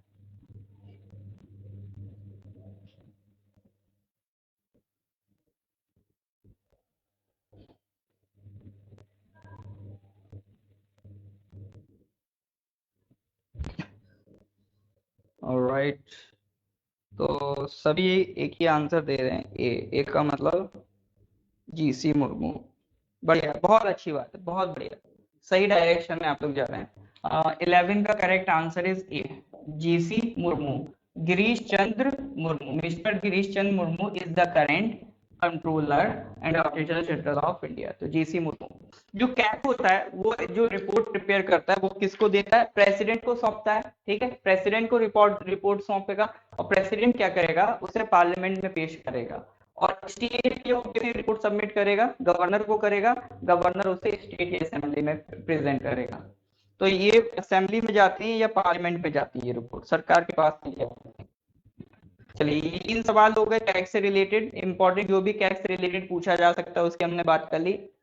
नेक्स्ट क्वेश्चन आता है, अच्छा एक और सवाल है, what is the tenure of the office of the CAG. CAG का टेन्योर कितने साल का होता है, या मैक्सिमम एज कितनी है, कि मिनिमम एज या फिर मैक्सिमम एज कितनी है कैग बनने की। कैग आपका बनता कौन है, जनरली जो भी रिटायर्ड आईएएस ऑफिसर्स होते हैं वो बनते हैं, ठीक है। तो रिटायर्ड कितने पे होते हैं, 60 इयर्स पे होते हैं। तो थोड़ा लॉजिक लगाइए, इसी को इंटेलिजेंट गैसिंग कहते हैं, कि हमें पता है कि रिटायर्ड ऑफिसर्स कैग बनते हैं और ऑफिसर रिटायर्ड होते हैं 60 इयर्स। तो 60 इयर्स से तो ऊपर ही की एज रखते होंगे कैग बनने की, क्योंकि अगर 60 इयर्स की लिमिट होती तो रिटायर्ड ऑफिसर कभी कैग बन ही नहीं पाएगा। तो इसका मतलब जो कैग बनने की मैक्सिमम एज है वो 60 प्लस ही होगी। तो इससे थोड़ा सा आइडिया लगाइए। तो इतने आइडिया से आपको इतना कंफर्म हो जाएगा कि ऑप्शन ए गलत है, ऑप्शन डी गलत है। अब आपके पास 2 ऑप्शन बचेंगे, ऑप्शन बी और ऑप्शन सी। तो अब आप खुद इमेजिन करिए, पहले आपके पास 4 ऑप्शन थे, तो 4 ऑप्शन थे, तो प्रोबेबिलिटी अगर लगाएंगे तो 4 ऑप्शन में करेक्ट ऑप्शन चूज करने की प्रोबेबिलिटी होती है 25%, क्योंकि 4 में से एक ऑप्शन चुनना है, तो 1/4 मतलब 0.25 इंटू 100 25%। तो 4 में से एक ऑप्शन करेक्ट है, उसकी प्रोबेबिलिटी होगी 25%। बट हमें इतना आइडिया लग गया कि कैग जो होता है रिटायर्ड ऑफिसर होता है, तो 60 प्लस एज का होता है, तो 60 ईयर से तो ऊपर ही होगी उसकी मैक्सिमम एज। तो इतना दिमाग लगाया तो ए ऑप्शन डी ऑप्शन आपने एलिमिनेट कर दिए। अब आपके पास बचा है ऑप्शन बी और ऑप्शन सी। तो ऑप्शन बी और ऑप्शन सी में आपको चूज करना है। तो अब आपके पास 2 ऑप्शन में से एक चूज करना है, तो सही करने की प्रोबेबिलिटी होगी 50%। पहले थी 25%, अब है 50%। तो अब अगर आप कुछ भी ऑप्शन चूज करेंगे तो सही होने की प्रोबेबिलिटी ज्यादा है। तो हमेशा याद रखिएगा, कभी भी अगर ऐसे क्वेश्चंस आपको मिल रहे हैं जहां आपको दो ऑप्शंस में कंफ्यूजन हो रहा हो, ठीक है, तो दो ऑप्शंस में अगर कंफ्यूजन हो रहा है तो उनमें से एक ऑप्शन आप टिक कर दीजिए अपने इंटेलिजेंट गैसिंग से। उसमें से जनरली इस तरह के जितने भी क्वेश्चंस आपको मिलेंगे, अगर ये ऐसा प्रोसीजर आपने अप्लाई कर दिया कि दो ऑप्शन जहां आपको लगा डाउट है कि दो में से कोई एक ही सही है, तो ये सारे क्वेश्चंस में अगर आप ओवरऑल स्कोर देखेंगे तो प्लस ही आता है। वरना अगर आपको ये आजमाना हो तो जो आप टेस्ट परफॉर्म करते हैं उसमें अप्लाई कर सकते हैं। सबसे पहले क्या करना है, फर्स्ट फेज में सबसे पहले वो क्वेश्चंस कर लीजिए जहां पर आपका गारंटी हो आपको कि यही ऑप्शन ठीक है, जहां पर आप गारंटेड कह सकते हो यही ऑप्शन ठीक है, पहले फेज में उनको कर दीजिए। सेकंड फेज में आप उन क्वेश्चंस को करिए जहां पर आपको दो ऑप्शंस में डाउट है, ठीक है, तो सेकंड फेज में उन क्वेश्चंस को करिए। तो जब आप आंसर्स इवैल्यूएट करेंगे तो आप नोटिस करिएगा कि जिन जिन क्वेश्चंस में आपको डाउट था, दो में से कि दो ऑप्शंस आपको लग रहे थे उसमें से एक करेक्ट है, तो जब आपको वहां पर वो वाले क्वेश्चंस आप काउंट करेंगे तो आप नोटिस करिएगा कि आपका ओवरऑल स्कोर उन क्वेश्चंस को लेकर पॉजिटिव बन रहा है या निगेटिव बन रहा है। क्योंकि देखिए अगर दो में डाउट है और ऐसे क्वेश्चन आपने छोड़ दिए, मान लीजिए ऐसे क्वेश्चन आपके 10 क्वेश्चन थे जिनमें आपको दो ऑप्शंस में डाउट था, अब 10 में से अगर आपके 6 भी सही हो गए तो आपका ओवर और 4 गलत हो गए, तो ओवरऑल स्कोर कितना होगा, 6 क्वेश्चंस करेक्ट है तो 6 और 4 गलत है तो 4/3, यानी 1.33 मार्क्स कटेगा, तो 6 माइनस 1.33 ये पॉजिटिव स्कोर है, यानी कि ओवरऑल आपका स्कोर पॉजिटिव ही आएगा, ठीक है। और मान लीजिए 10 में से 4 ही करेक्ट हैं, 6 गलत हो गए, तो 6 गलत में कितना नंबर कटेगा, 2 नंबर कटेगा, और करेक्ट 4 है तो कितना मिलेगा, 4 मिलेगा, तो 4 माइनस 2 2 नंबर, तो 2 नंबर तो आपने फिर भी गेन किए ना, तो कुछ ना कुछ तो सही होंगे और कुछ गलत होंगे, तो ओवरऑल स्कोर जनरली आप देखेंगे पॉजिटिव भी आता है। तो जहां भी दो ऑप्शन में दिक्कत हो वो ट्राई जरूर करिए। चलिए इतनी देर में काफी कमेंट्स आ गए, तो ऑप्शन ए की तरफ भी कुछ लोग जा रहे हैं। ऑप्शन ए तो कैसे ही जा रहे हैं, मैंने जस्ट कह दिया ऑप्शन ए तो एलिमिनेट हो रहा है, बी या सी में सारा डाउट है। डी भी आप कैसे कह रहे हैं, डी नहीं होना चाहिए। Option B 6 years of age और 65, तो डाउट होना चाहिए बी और डी में। Retirement age same is like CGI, हाँ जी सीजीआई जैसी रिटायरमेंट एज होती है। तो करेक्ट आंसर इसका क्या होगा, क्वेश्चन नंबर 12, क्वेश्चन नंबर 12 का ऑप्शन का करेक्ट आंसर इज बी। इसका टेन्योर 6 इयर्स का होता है, कैट का टेन्योर 6 ईयर का होता है, या फिर 65 इयर्स, जो भी जल्दी आ जाए। हो सकता है कि वो 6 ईयर पूरा करे फिर भी वो 65 का नहीं हुआ है तो भी उसे छुड़वा देंगे, और हो सकता है 6 इयर्स का टेन्योर पूरा नहीं हुआ है और उसकी एज 65 क्रॉस कर जाए तो भी उसे क्या की पोजीशन छोड़नी पड़ेगी। तो 6 ईयर 65 ईयर्स, जो भी चीज पहले अचीव हो जाएगी वो उसका टेन्योर होगा, तो 665, इसको याद रखेंगे। नेक्स्ट क्वेश्चन आ जाइए। नेक्स्ट आता है the constitution of India was adopted by the constituent assembly on. इसमें हम हमेशा दो चीजें लिखाते हैं, जल्दी से बताइए इसका correct answer.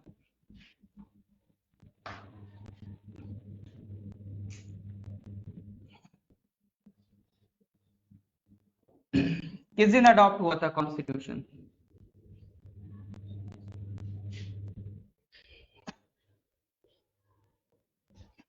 The Constitution of India was adopted by the Constituent Assembly on, किस दिन अडॉप्ट हुआ था, 26 अक्टूबर, 26 जनवरी, 26 जनवरी 1949, 26 नवंबर 1949।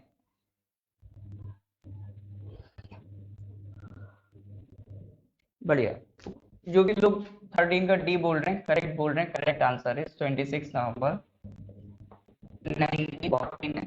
इस दिन क्या हुआ था, कॉन्स्टिट्यूशन अडॉप्ट हुआ था, कॉन्स्टिट्यूएंट असेंबली ने कॉन्स्टिट्यूशन बना के कंप्लीट कर लिया था और इसको साइन वाइन कर लिया था, तो अडॉप्ट हो गया था कॉन्स्टिट्यूशन ऑन 26 नवंबर 1949।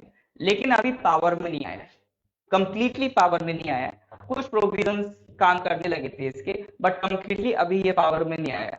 तो अगला सवाल यही है कि constitution of India came into effect on, came into effect मतलब कब ये इनैक्ट हुआ, कब ये पावर में आया। तो क्वेश्चन नंबर 14 का आंसर दीजिए। अब क्वेश्चन नंबर 14 का आंसर दीजिए। 15 जनवरी 1950, 26 जनवरी 1950, 15 अगस्त 1950 या 26 नवंबर 1949। करेक्ट आंसर बताइए। किस दिन पावर में आया?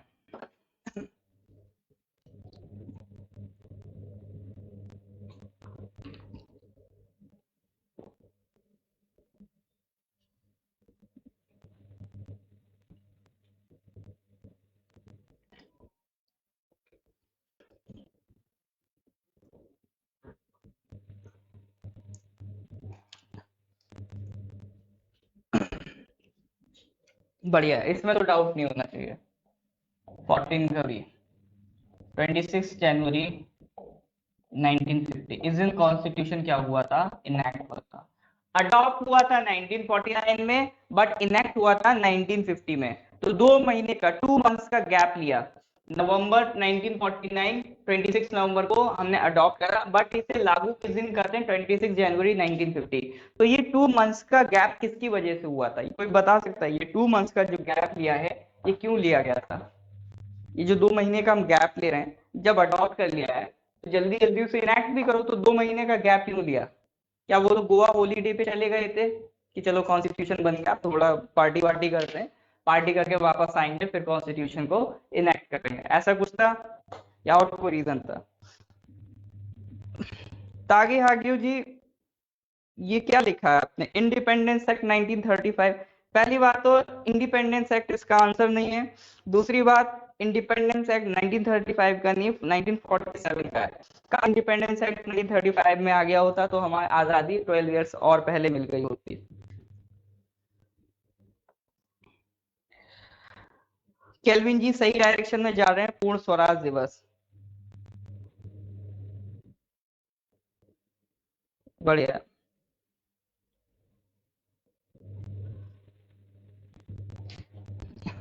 Waiting for Congress foundation day, नहीं नहीं ऐसा नहीं था। हाँ, मेमोरी ऑफ 26 नवंबर 1929। आप लोग आंसर तो जा तो डायरेक्शन में रहे हैं, बस कुछ ना कुछ फैक्चुअल गलती कर रहे हैं। तो ये समझ लीजिए, पूरी कहानी समझ लीजिए हुआ क्या था। बात उन दिनों की, किन दिनों की बात है? आपका दिसंबर 1929। दिसंबर 1929 कांग्रेस में एक नया जोश आया है, क्योंकि एक नया प्रेसिडेंट आया है। कांग्रेस को नया प्रेसिडेंट मिला है, जवाहरलाल नेहरू। जवान थे उस टाइम जवाहरलाल नेहरू। तो एक सेशन होता है, लाहौर सेशन, कांग्रेस का लाहौर में एक सेशन होता है। इसके प्रेसिडेंट थे जवाहरलाल नेहरू। ठीक है, कब होता है? दिसंबर 1929 में। इस दिन ये डिसाइड होता है कि 26 जनवरी 1930 को हम सेलिब्रेट करेंगे पूर्ण स्वराज दिवस। ठीक है, दिसंबर 1929 में एक लाहौर सेशन होता है।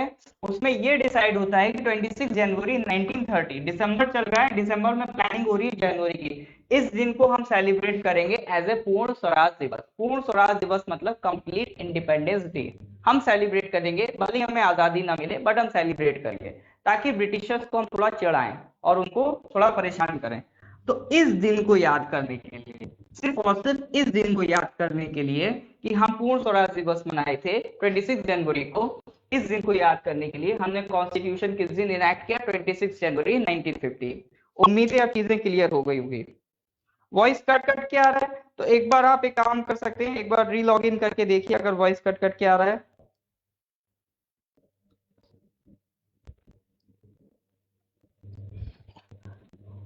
चलिए, तो लाहौर सेशन 26 जनवरी 1930, सेशन होता दिसंबर 1929, प्रेसिडेंट जवाहरलाल नेहरू। ये सारी बातें इससे रिलेटेड हैं। ठीक है, तो ये सारी चीजें आपकी हो गई related to why we celebrate 26 January 1950 as the constitution enactment day, और इसी को हम रिपब्लिक डे कहने लगे। और 26 नवंबर 1949 को हम कह देते हैं कॉन्स्टिट्यूशन डे। इस दिन मनाते हैं constitution day.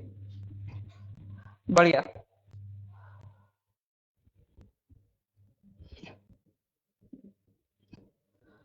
Next question, to whom the speaker of the Lok Sabha gives his resignation. बहुत अच्छा सवाल है। लोकसभा का जो स्पीकर है वो अपना रेजिग्नेशन किसे देता है? ये शायद किसी मध्य प्रदेश के पीसीएस में सवाल आया था, इससे पहले ये कोई डिस्कस नहीं करता था। To whom the speaker of the Lok Sabha gives his resignation to. Lok Sabha का स्पीकर अपना रेजिग्नेशन किसे देता है? करेक्ट आंसर बताइए। तो ए भी बोल दिया, बी भी बोल दिया। डेप्यूटी स्पीकर ऑफ, लूजिंग सभा नहीं है भैया, लोकसभा है ये, ऑटो करेक्ट सही करिए अपना, लूजिंग सभा नहीं है। डेप्यूटी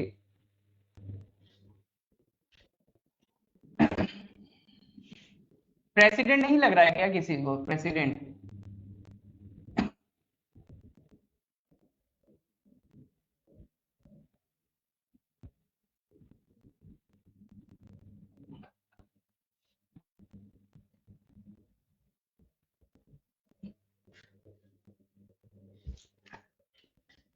क्वेश्चन नंबर क्या है? Question number 15।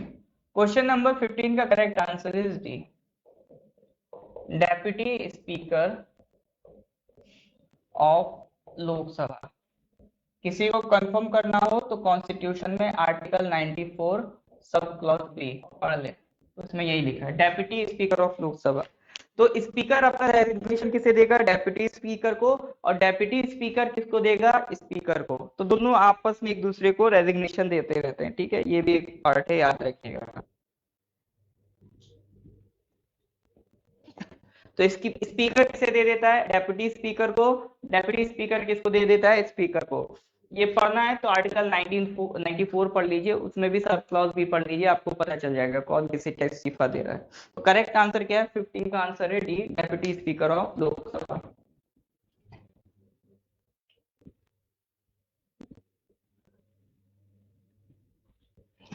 चलिए आगे बढ़ रहे हैं। अच्छा, ये 15 क्वेश्चन अच्छे से देख लीजिएगा, कभी भी आ सकता है। विच of the following is not the fundamental duty of Indian citizens? देखिए फंडामेंटल ड्यूटीज हम याद नहीं करते हैं, बट एक आइडिया होना चाहिए हमें। तो इनमें से पूछ रहा है कौन सी फंडामेंटल ड्यूटी नहीं है। मान के चलिए जब हमने एक बार फंडामेंटल ड्यूटी की बात करी थी तो हमने इसमें से मेंशन 3 फंडामेंटल ड्यूटी डिस्कस कर ली थी, तो इसमें से इसका मतलब एक जो चौथी बच रही है वो फंडामेंटल ड्यूटी नहीं है। तो आपको करेक्ट आंसर बताना है।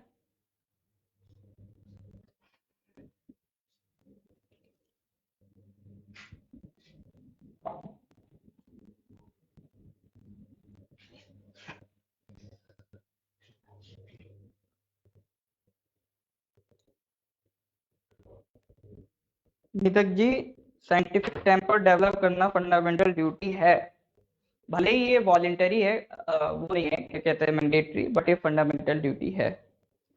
हाँ जी, तो question number 16 correct answer is C, to obey all the women. ये फंडामेंटल ड्यूटी नहीं है, ये हमारी मोरल ड्यूटी है, ये हमें करना चाहिए, ठीक है। ये फंडामेंटल ड्यूटी में नहीं लिखा है, लेकिन इसका मतलब ये नहीं कि जो फंडामेंटल ड्यूटी में नहीं लिखा है वो नहीं करेंगे, ये हमारी मोरल ड्यूटी है। अब इसको भी कॉन्स्टिट्यूशन में लिखेंगे तो कैसे काम चलेगा?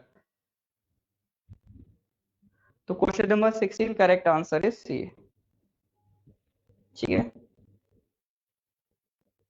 This question is kind of cute but funny. आप कुछ भी मान लीजिए, क्यूट मान लीजिए, फनी मान लीजिए।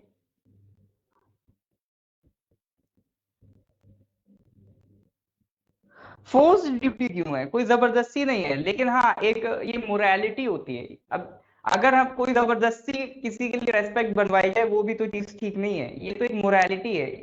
और विमेन क्यों एक इंसान को दूसरे इंसान की रेस्पेक्ट करना चाहिए, इसमें जेंडर आ ही कहाँ से गया? मैन और विमेन इसमें बीच में आना ही नहीं चाहिए। एक्चुअलिटी तो ये है कि हर इंसान को दूसरे इंसान की रेस्पेक्ट करना चाहिए, बस।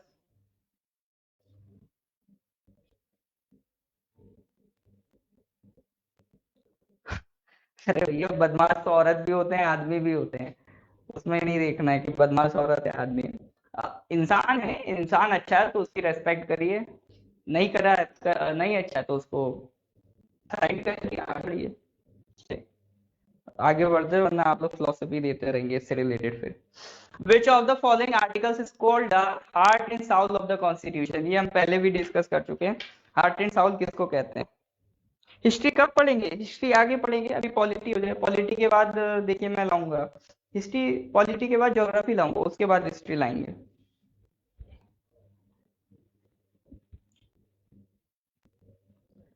हाँ जी। अब लोगों का आंसर करेक्ट आ रहा है। विच of the following articles is called heart and Saul of the constitution, और बताइए।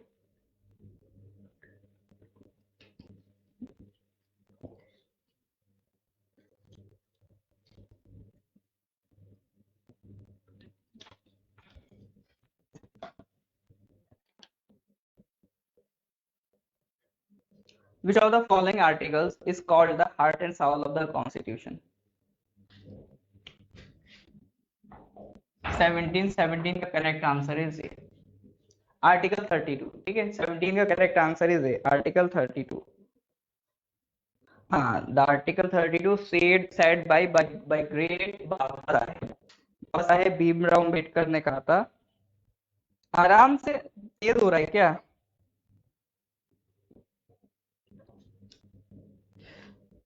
देखिए हम एक मीडियोकर स्पीड में के चल रहे हैं, बहुत ज्यादा तेज भी नहीं चल सकते हैं, छूट जाएगा, बहुत ज्यादा स्लो भी नहीं चल सकते, क्योंकि 25 क्वेश्चन डिस्कस करने हैं और हमारे पास टाइम लिमिटेड है। ठीक है, कॉन्स्टिट्यूशनल रेमेडीज, हाँ। तो आर्टिकल जो 32 है आपका 17A, इसमें आता है आपका आर्टिकल 32, ये क्या है हमारा, राइट टू कॉन्स्टिट्यूशनल रेमेडीज। ठीक है, आर्टिकल 32 क्या है, राइट टू कॉन्स्टिट्यूशनल रेमेडीज। इसमें 5 रेट्स होती हैं, 5 रेट्स आपको पता होनी चाहिए। हेबियस कॉर्पस,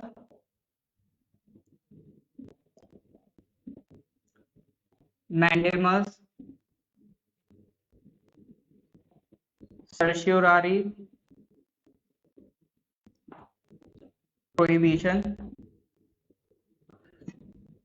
क्यो वारंट। ठीक है, 5 रेट्स होती हैं, हेबियस कॉर्पस, मैंडेमस, सर्शियोरारी, प्रोहिबिशन, क्यो वारंट। आप कहीं से भी पढ़ के आए होंगे, आपने ये 5 रेट्स जरूर पढ़ी होंगी, और इनका मतलब क्या होता है पूरी तरह डिस्कस किया होगा, तो आप अपने नोट्स में जाके एक बार इसको रिवाइज कर दिएगा। हेबियस कॉर्पस, मैंडेमस, सर्शियोरारी, प्रोहिबिशन, क्यो वारंट, 5 रेट्स होती हैं। ये किसमें कवर्ड होती हैं, under article 32। Article 32 supreme court को पावर देता है, वो ये 5 रेट्स लगा के हमारे फंडामेंटल राइट्स के वायलेशन को बचा सकती है। ठीक है, ये कौन पावर देता है, आर्टिकल 32 इसको पावर देता है सुप्रीम कोर्ट को। सेम पावर हाई कोर्ट के भी पास है अंडर आर्टिकल 226, ये थोड़ा सा याद रखेंगे। ठीक है, हाँ, habeas corpus means to have the body of, यानी अगर किसी को इलीगली पुलिस पकड़ के ले जाती है, तो आप हेबियस कॉर्पस की रिट पिटीशन लगा दें, तो सुप्रीम कोर्ट पुलिस को ऑर्डर देगी कि विद इन 24 आवर्स उस पर्सन को हमारे सामने प्रेजेंट करो। हाई कोर्ट के लिए आर्टिकल 226 है, बहुत बढ़िया। चलिए ठीक है, तो ये 5 रेट्स हैं अंडर आर्टिकल 32। आर्टिकल 32 को ही हम कहते हैं heart and Saul of the Indian constitution, और यही है हमारा राइट टू कॉन्स्टिट्यूशनल रेमेडीज। चलिए अब आगे बढ़ते हैं। Question number 18, which of the following article remains in force during the national emergency? 32, 21, 19, 15। Emergency के टाइम पे कौन सा आर्टिकल वैलिड है वो बताना है आपको। यानी इमरजेंसी में क्या होता है, हमारे फंडामेंटल राइट्स सस्पेंड कर दिए जाते हैं, बट फिर भी देयर आर सम आर्टिकल्स जो सस्पेंड नहीं होते हैं। तो उसमें से 4 ऑप्शन लिए आपको, कौन सा वो आर्टिकल है जो आपका even during the emergency valid रहता है। 21, ऑलराइट, बी ऑप्शन 21। तो सब लोग किसकी तरफ जा रहे हैं, 21 की तरफ जा रहे हैं।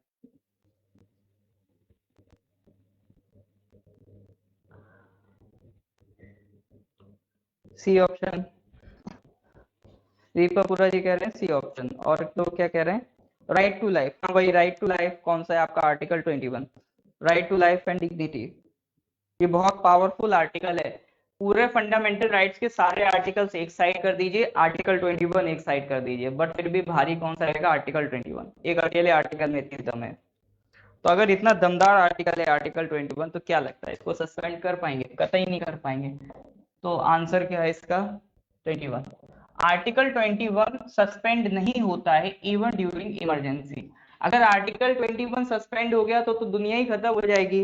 आपका राइट टू लाइफ खत्म हो गया तो पुलिस जब चाहे आपको गोली मार के निकल जाएगी। अगर राइट टू लाइफ और डिग्निटी आपका खत्म कर दिया इमरजेंसी के दौरान, ऐसे तो इमरजेंसी में पुलिस किसी को अरेस्ट करके कुछ कर सकती है। तो आर्टिकल 21 स्टिल अपनी जगह पर रहता है। एक्चुअली में दो आर्टिकल कहीं नहीं जाते, एक आर्टिकल 20, एक आर्टिकल 21। ये दोनों आर्टिकल्स हमेशा बचे रहते हैं इवन ड्यूरिंग इमरजेंसी। तो 20 भी मिलेगा आपको, 21 भी मिलेगा।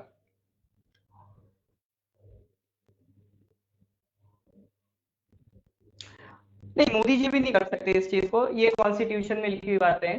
तो ये जब तक आपका सुप्रीम कोर्ट है तब तक ऐसा कुछ नहीं हो सकता। 20 एंड 21 बचा रहता है इवन ड्यूरिंग इमरजेंसी। आर्टिकल 20 क्या है? आर्टिकल 20 बचाता है राइट अगेंस्ट कन्विक्शन। आपको आर्बिट्ररी कन्विक्शन से बचाता है। यानी अगर आप कन्विक्शन से कैसे बचेंगे, यानी कहने का मतलब है जब आप जुडिशरी के पास जाते हैं, अगर आपका केस है, आपको पुलिस अरेस्ट करके ले गई, तो पुलिस अरेस्ट करके कहाँ ले जाएगी? जुडिशरी के पास ले जाएगी। तो जुडिशरी के पास आप जब जाएंगे तो वहां भी आपको प्रॉपर राइट्स मिलेंगे। लाइक आपको एक आपका वकील मिलेगा, जुडिशरी आपकी बात सुने बिना आपको फैसला नहीं सुना सकती। तो वहां भी आपको प्रॉपर राइट्स दिए जाएंगे आपके केस लड़ने में। तो उसको कहते हैं right against conviction of offences. वो कवर होता है आपका आर्टिकल 20। तो आर्टिकल 20 आपको वो राइट्स देता है जब आप जुडिशरी के पास जाते हैं अपना केस लड़ने, जो आपका ट्रायल चलता है। तो वो भी सस्पेंड नहीं कर सकते, क्योंकि जब तक आपका एक फेयर ट्रायल नहीं होगा तब तक आपका फेयर जजमेंट भी नहीं आएगा। तो ट्रायल होना, बहुत फेयर होना जरूरी है, तभी तो जजमेंट आएगा, वो फेयर होगा। तो आर्टिकल 20 एंड 21 याद रखेंगे, वो सस्पेंड नहीं होते हैं इवन ड्यूरिंग इमरजेंसी। चलिए, तो यहां तक क्लियर है। तो फिर अब इसके बाद क्वेश्चन नंबर, आगे बढ़ते हैं क्वेश्चन नंबर 19 की तरफ। 19 कह रहा है article 18 of the Indian constitution deals with. बताइए आर्टिकल 18 किससे डील करता है? अगर कुछ छूट जाता है तो स्क्रीनशॉट ले लीजिए, नहीं तो ये वो वक्त नहीं जो लौट के ना आए, बाद में इसका रिकॉर्डेड लेक्चर भी देख लेंगे। ठीक है, आर्टिकल 19 कौन सा है? Article 19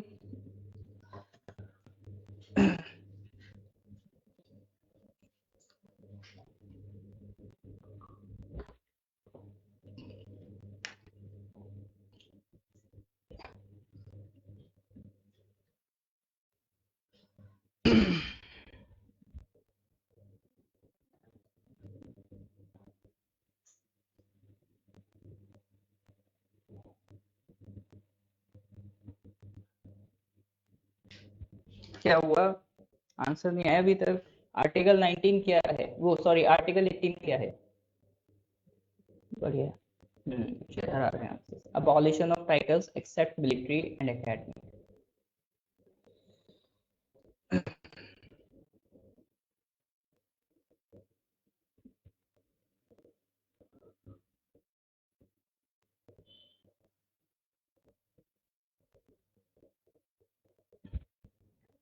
Law removes all doubt. Very good.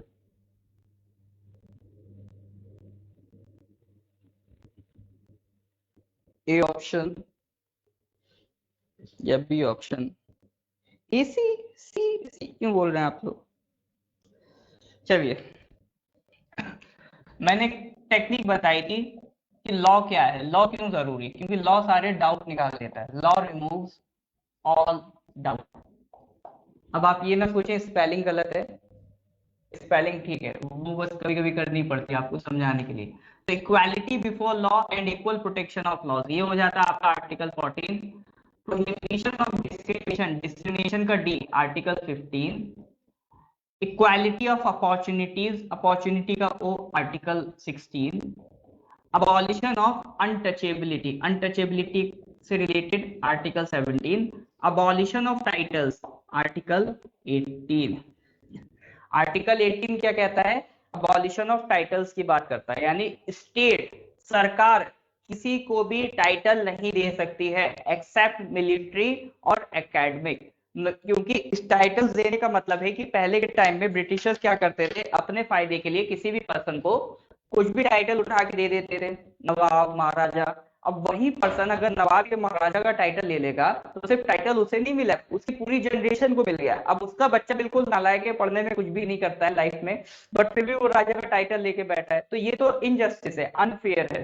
तो यही सब चीजें रोकने के लिए हमने क्या करा, टाइटल्स बंद कर दिए। मिलिट्री एकेडमिक टाइटल्स अलाउड है क्योंकि ये आपको मेहनत करने पे मिलते हैं, आपकी मेरिट पे मिलते हैं। अगर आप एक डॉक्टर का टाइटल लगा रहे हैं तो इसलिए लगा रहे हैं क्योंकि आपने एक एमबीबीएस का एग्जाम क्लियर किया है, आपने पूरा एक प्रोफेशनल कोर्स कंप्लीट किया। मिलिट्री का टाइटल मिल रहा है तो आपने मिलिट्री की मेहनत की है, तो आपको एक मिलिट्री का टाइटल मिल रहा है। और ये हेरिडिटरी टाइटल नहीं है, सबसे बड़ी बात। एक्चुअल में बैन क्या कर रहा है, हमने हेरिडिटरी टाइटल बैन किया है, ठीक है।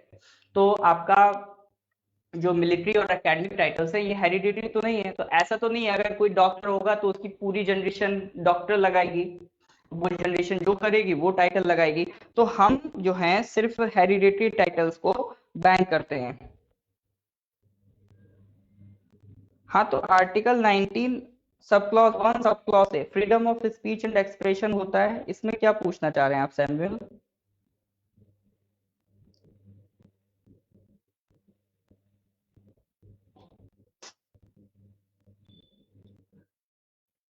डाउट पार्ट रिपीट कर दूं? देखिए, डाउट एक तरीका है याद करने का। ऐसे देखिए, देखिए डाउट में डी का मतलब क्या है? डी का मतलब है डिस्क्रिमिनेशन, प्रोहिबिशन ऑफ डिस्क्रिमिनेशन की बात होती है ना, तो वो होता है आपका आर्टिकल 15। और इक्वालिटी ऑफ अपॉर्चुनिटीज, ठीक है, इक्वालिटी ऑफ अपॉर्चुनिटीज की बात होती है तो वो होता है आपका आर्टिकल 16। और abolition of untouchability, abolition of untouchability की जो बात होती है वो होता है आपका आर्टिकल 17। और अबॉलिशन ऑफ टाइटल्स, तो अबॉलिशन ऑफ टाइटल्स के लिए है आपका आर्टिकल 18। तो ये आपके सारे आर्टिकल से 14 से 18 याद करने के, ठीक है। नवाब पटौदी मंसूर अली खान क्यों लगाने दिया? देखिए हमने क्या कहा, स्टेट उनको टाइटल नहीं दे सकती, ठीक है, स्टेट टाइटल नहीं देती है। या कई लोग क्या है, वो उनके टाइटल्स चलते आ रहे हैं तो वो लोग यूज कर रहे हैं, वो कोई दिक्कत नहीं, कई लोग हैं यूज करते आते हैं। अगर आप पूरा पढ़ेंगे आर्टिकल, आर्टिकल कहता है स्टेट किसी को कोई भी टाइटल नहीं दे सकता।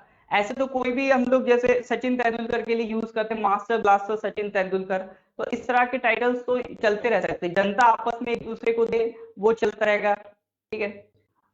ऐसा कोई ऑफिशियल टाइटल नहीं हो सकता। अब ऐसा तो कोई पर्सन अपने आप को कोई भी टाइटल दे वो चलता रहेगा, लेकिन उसकी कोई वैलिडिटी नहीं है। अगर कोई पर्सन, आपने अपने आप को खुद को टाइटल दे दिया तो उसकी कोई वैलिडिटी नहीं है। तो नवाब मंसूर अली खान पटौदी हैं तो नवाब वो टाइटल अपना चला रहे हैं, लेकिन उसको स्टेट रिकॉग्नाइज नहीं कर रहा है। अगर स्टेट रिकॉग्नाइज करे तो बात गलत हो जाएगी, स्टेट नहीं कर सकता, ना ही कोई आप फॉरेन कंट्री से टाइटल लेके आ सकते हैं।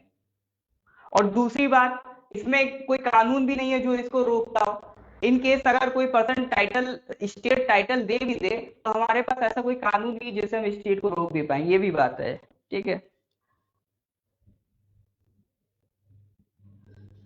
तो डाउट से याद रखिएगा, कोई आर्टिकल 14 हो गया equality before law and equal protection of laws, तो ये D for discrimination, O for opportunities, U for untouchability, T for titles. 15 16 17 18, तो आर्टिकल 14 से 18 आपके इसमें निपट जाएंगे। चलिए, ठीक है। और क्या था इसमें? हाँ,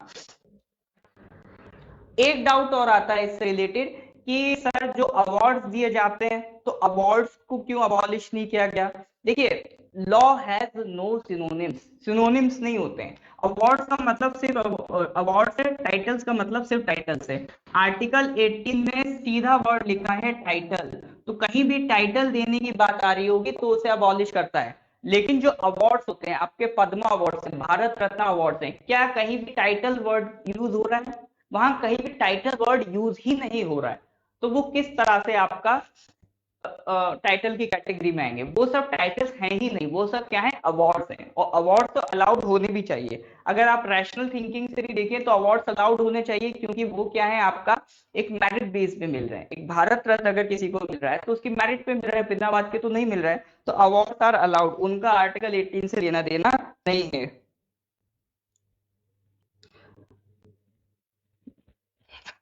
रामानुजन जी ऐसा नहीं है, whatever written constitution is not true, ऐसा नहीं है। बहुत सारे वेरिएशंस आ जाते हैं, बट प्रैक्टिकल लाइफ में थोड़ा बहुत डिफरेंस आ जाता है, बट नहीं, ऐसा नहीं है कि जो कॉन्स्टिट्यूशन में लिखा वो सही नहीं हो, सब सही है। ठीक है, हम सब कॉन्स्टिट्यूशन को अवॉइड करते हैं, उसके अकॉर्डिंग चलते हैं। अब थोड़ा बहुत तो प्रैक्टिकल लाइफ में डिफरेंस चलता ही रहता है, लेकिन कॉन्स्टिट्यूशन को साथ लेके चलना है। कॉन्स्टिट्यूशन के बारे में हमें बिल्कुल ये नहीं कहना है कि कॉन्स्टिट्यूशन फॉलो नहीं हो रहा है। अगर नहीं हो रहा है तो उसके लिए आवाज उठाइए, फॉलो करवाइए। Next question 20, to become a member of Lok Sabha what should be the minimum age. बहुत आसान सवाल है। अब ये मुझे नहीं लगता ये आपसे गलत होना चाहिए, जल्दी से बताइए क्वेश्चन नंबर 20 का करेक्ट आंसर।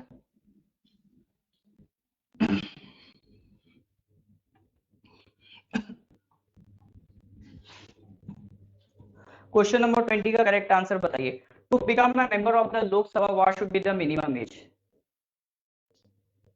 बहुत बढ़िया, बहुत बढ़िया। Question number 20 correct answer is B. अब इसमें तो ज्यादा टाइम देने का मतलब है नहीं, सिंपल सी बात है। तो लोकसभा मेंबर बनने की मिनिमम एज कितनी होनी चाहिए? 25 ईयर्स की होनी चाहिए।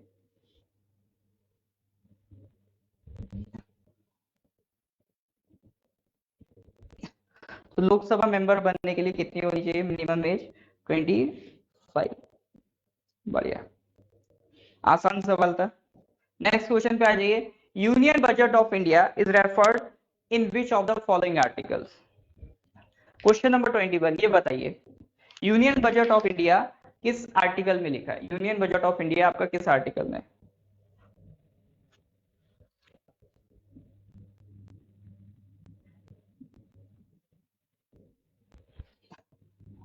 अरे हाँ 25।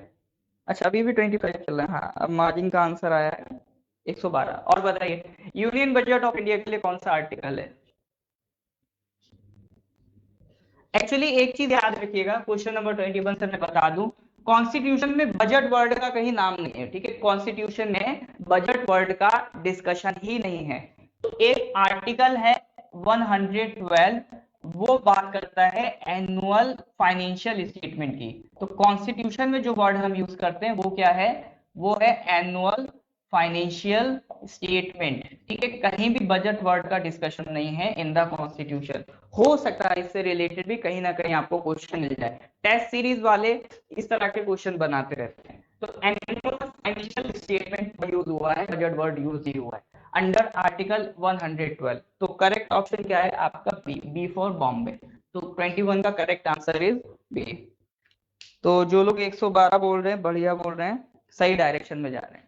ठीक है, देखिए इसी तरह से मेहनत करते रहिए और चीजों को रिवाइज करते रहिए, क्योंकि मेन चीज क्या है आपका, यही क्वेश्चन दोबारा रिपीट होंगे तब आपसे गलत नहीं होने चाहिए। देखिए रिवीजन बहुत जरूरी है। क्यों जरूरी है? क्योंकि मैजिक क्या है, अगर आप कभी भी सोचें कि मैजिक, ये मैजिक है क्या, किसी भी मैजिशियन से पूछिए मैजिक क्या है, कुछ नहीं है। एक इटरेशन है, एक रिपीटिशन है, एक रिवीजन है। कोई भी मैजिशियन है, आप तक अगर कोई ट्रिक आपको दिखा रहा है ना, तो कम से कम 100 बार वो खुद प्रैक्टिस करेगा तब आपको वो ट्रिक दिखाएगा। ठीक है, तो मैजिक कुछ नहीं है, रिपीटिशन है, आइट्रेशन है। तो वही आपको करना है, रिपीटिशन, रिवीजन।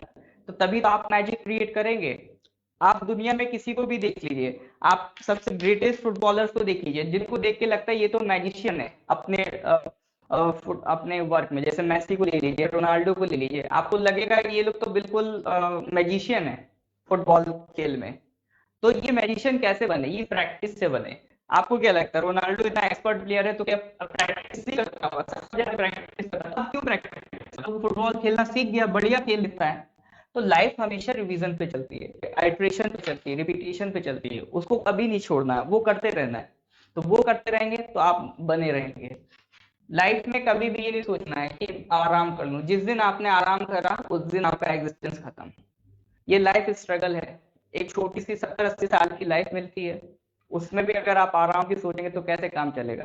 तो life is all about struggle. तो जब तक आप स्ट्रगल करेंगे तब तक आपका एग्जिस्टेंस है, जिस दिन स्ट्रगल खत्म एग्जिस्टेंस खत्म। कभी भी रुकना नहीं है लाइफ में, कभी भी मेहनत करते चलना हमेशा। ठीक है, फुंगशुक वांगडू। देखिए लाइफ में हमेशा याद रखिए, टैलेंटेड, टैलेंट होने से कुछ नहीं होता है, ठीक है, ये हमेशा याद रखिए। कई लोगों को लगता है मैं टैलेंटेड नहीं हूँ, वो टैलेंटेड है, वो कर ले जाएगा। टैलेंट तो सिर्फ एक फैक्टर है, वन ऑफ द फैक्टर। तो अकेला टैलेंट अपने दम पे कुछ नहीं कर सकता, ठीक है, अकेला फैक्टर अपने दम पे कुछ नहीं कर सकता।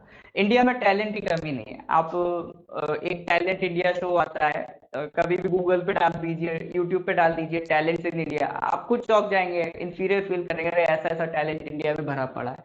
तो इंडिया में टैलेंट की कमी नहीं है। कमी किस चीज की है? एक एम्बिशन की कमी है, एक विजन की कमी है, एक डायरेक्शन की कमी है। तो वो डायरेक्शन अगर आपको मिल जाए ना, तो आपके पास भले टैलेंट ना हो, आपके पास आपका हार्ड वर्क हो, ठीक है, आपके पास रिपीटेशन हो, आप मेहनत ज्यादा करें, तो बस यही चीज आपको एक्सीलेंस की तरफ ले जाएगा। यही आपको एक्सीलेंस की तरफ ले जाएगा। आपका हार्ड वर्क, आपकी चीजों का रिपीटेशन, थोड़ा बहुत कहीं लक मेंशन करता है। जैसे कि जितना दाल में नमक का वैल्यू होता है, उतना ही आपकी लाइफ में लक का वैल्यू होता है। लक थोड़ा बहुत मैटर करता है, बहुत ज्यादा नहीं। थोड़ा बहुत तो एक फैक्टर लेके चलना पड़ता है लगता, लेकिन अब ये नहीं कि इस छोटे से फैक्टर की वजह से मेहनत करना छोड़ दें, ठीक है। और लक भी आप नोटिस करिएगा, हमेशा उनके साथ होता है जो मेहनत करते हैं। मेहनती लोगों को ही लक सपोर्ट करता है। चलिए, रामानुजन बढ़िया कह रहे हैं, hard work beats talent. Alright,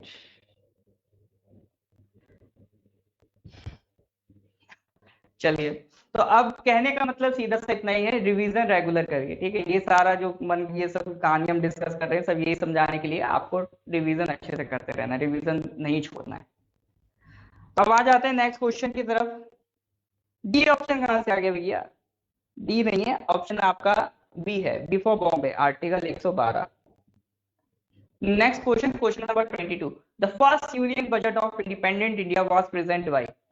independent India का पहला यूनियन बजट 1947 में आया था, किसने पेश किया था बताइए? First union budget of independent India was presented by, किसने किया था?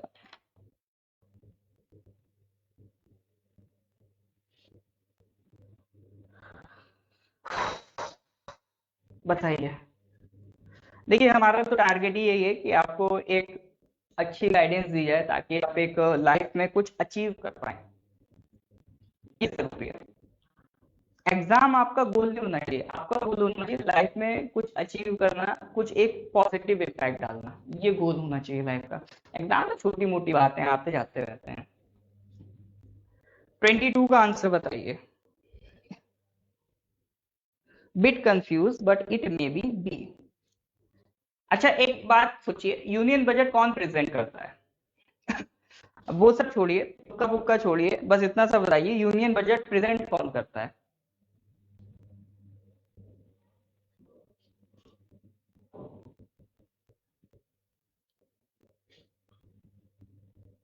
मैं पूछ रहा हूँ, आपका यूनियन बजट पेश कौन करता है? ताकि आगे का आंसर आया, फाइनेंस मिनिस्टर। बढ़िया, फाइनेंस मिनिस्टर करता है।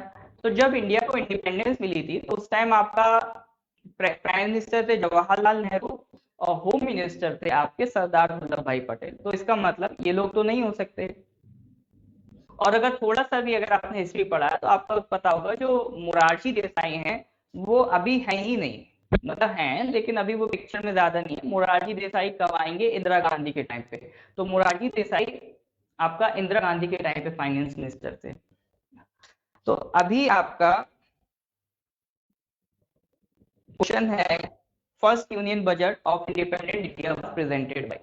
देखिए 1946 में जब कैबिनेट मिशन प्लान आया था, तो इधर तो हमने कॉन्स्टिट्यूएंट असेंबली बना के कॉन्स्टिट्यूशन बनाना शुरू कर दिया था। दूसरी साइड हमने इंटरिम गवर्नमेंट बनाई थी। तो इंटरिम गवर्नमेंट 1946 में बनती है, उसमें आपका लीड कर रहे थे जवाहरलाल नेहरू, बट उसमें फाइनेंस मिनिस्टर थे लियाकत अली, जो बाद में जाके जब पाकिस्तान बना तो वो पाकिस्तान के भी प्राइम मिनिस्टर बने। तो लियाकत अली फाइनेंस मिनिस्टर रहे थे 1946 तक, क्योंकि जब आज़ादी मिल गई 15 अगस्त को, तो लियाकत अली इंडिया में क्या करेंगे, वो पाकिस्तान चले गए। फिर 1947 में हमने एक नया फाइनेंस मिनिस्टर बनाया और उनका नाम था आर के शनमुखन शेट्टी। तो question number 22 correct answer is C. 22 का correct answer is C, R K Shanmukham Shetty. इन्होंने हमारा फर्स्ट यूनियन बजट पेश किया था। हाँ, दैट मीन्स सी कंफर्म हो गया। आर के शनमुखन शेट्टी, इनका नाम कम लोग जानते हैं, इसीलिए क्वेश्चन मैंने उठाया है, क्योंकि ये आ गया तो मेजोरिटी गलत कर जाएगी, मेजोरिटी इसमें बह जाएगी। 22 में भी आप देख लो बह गई है majority. Are K शनमुखन first finance minister थे इंडिपेंडेंट इंडिया के। सैमुअल जी थोड़ा सा उसको करेक्ट करिए, first finance minister of independent India. Interim government में तो आपका सबसे पहले लियाकत अली को बनाया गया था। तो first union budget of independent of India presented by कौन थे भैया अपने? Are K शनमुखन। तो 22 का correct answer is C, R के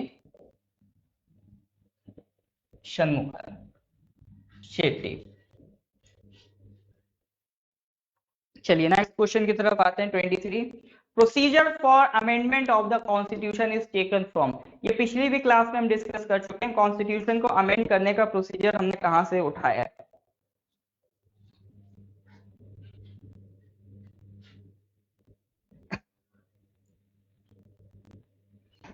कॉन्स्टिट्यूशन को अमेंड करने का प्रोसीजर हमने कहां से उठाया है?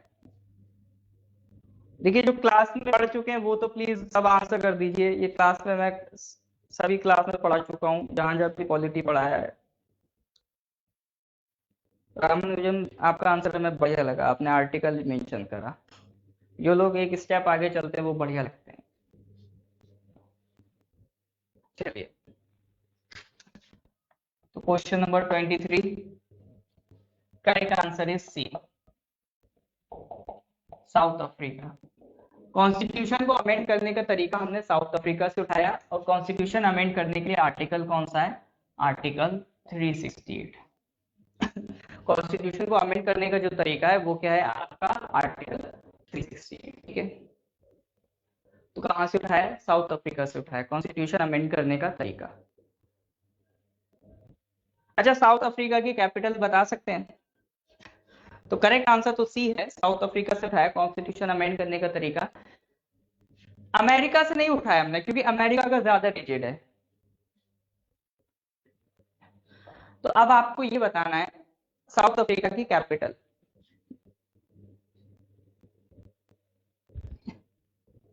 Cape Town. तीन कैपिटल है साउथ अफ्रीका की, ठीक है, तीन कैपिटल साउथ अफ्रीका की। एक तो केप टाउन हो गई, और बताइए एक और है, दो और है।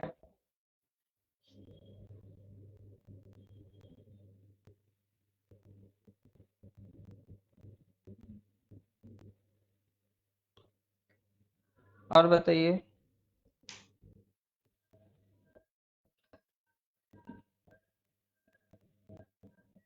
तिश्वान। और बताइए साउथ अफ्रीका की कैपिटल। देखना चाहता हूँ कितनी कैपिटल आप लोगों को पता है।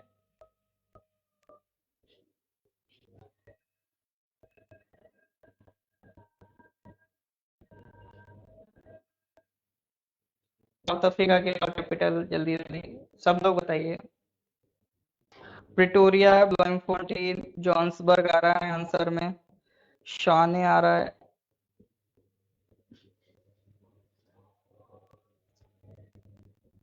और बताइए।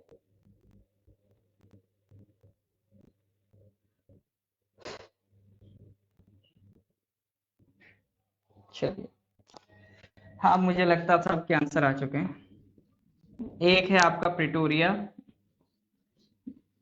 एक है आपका ब्लूमफोंटेन, ठीक है। तीन आपका है केप टाउन, प्रिटोरिया, ब्लूमफोंटेन, ठीक है, तीन कैपिटल्स हैं। ये जुडिशियल है, ये एग्जीक्यूटिव है, ये लेजिस्लेटिव है। लिखने की जरूरत नहीं, इतना कोई नहीं पूछता है। तीन कैपिटल से ये याद रखे। जोहान्सबर्ग एक इंपॉर्टेंट सिटी है साउथ अफ्रीका का, ब्रिक्स की मीटिंग हो चुकी है। तो तीन कैपिटल्स हैं, इनका नाम याद रखिएगा। ये तीन कैपिटल्स है साउथ अफ्रीका की, केप टाउन, प्रिटोरिया, ब्लूमफोंटेन। ऑप्शन में तीनों में से कुछ भी दे दे करेक्ट होगा, ठीक है। आती रहती कैपिटल्स वगैरह। तो कैपिटल्स कंट्रीज ये बहुत कॉमन सा चीज है, कैपिटल, कंट्री, करेंसी, ये बहुत कॉमन सी चीज है, आती रहती है। ठीक है, चलिए। 3 क्यों है, ये तो साउथ अफ्रीका की सरकार से पूछिए, वो लोग बना लेते हैं अपना काम को इज आउट करने के लिए, थोड़ा सा काम को आसान बनाने के लिए, या फिर वो सोचते हैं 3 कैपिटल्स रहेंगी तो 3 शहर ऑटोमेटिकली उनसे रिलेटेड डेवलप हो जाएंगे। ये तो गवर्नमेंट का अपना अपना इंडिविजुअल डिसीजन होता है।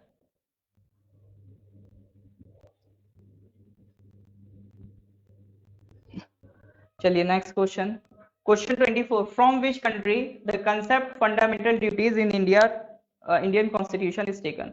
फंडामेंटल ड्यूटी कहाँ से छापी हमने?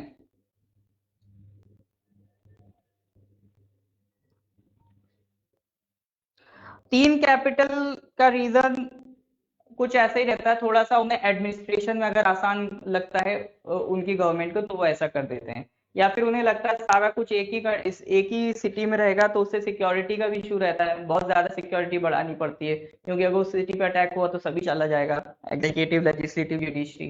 तो कई लोग क्या करते हैं, कई कंट्रीज उसको डिवाइड भी कर देते हैं, 3 पार्ट में बांट दो। तो बताना है फंडामेंटल ड्यूटी कहाँ से उठाई है, क्वेश्चन नंबर 24।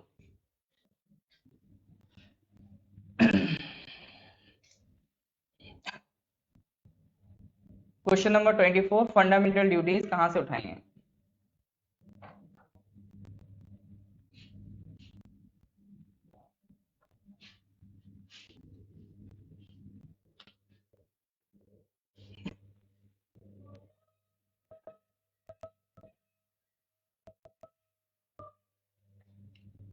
यूएसए, यूएसए तो ऐसी बात ही नहीं करता है फंडामेंटल ड्यूटी की।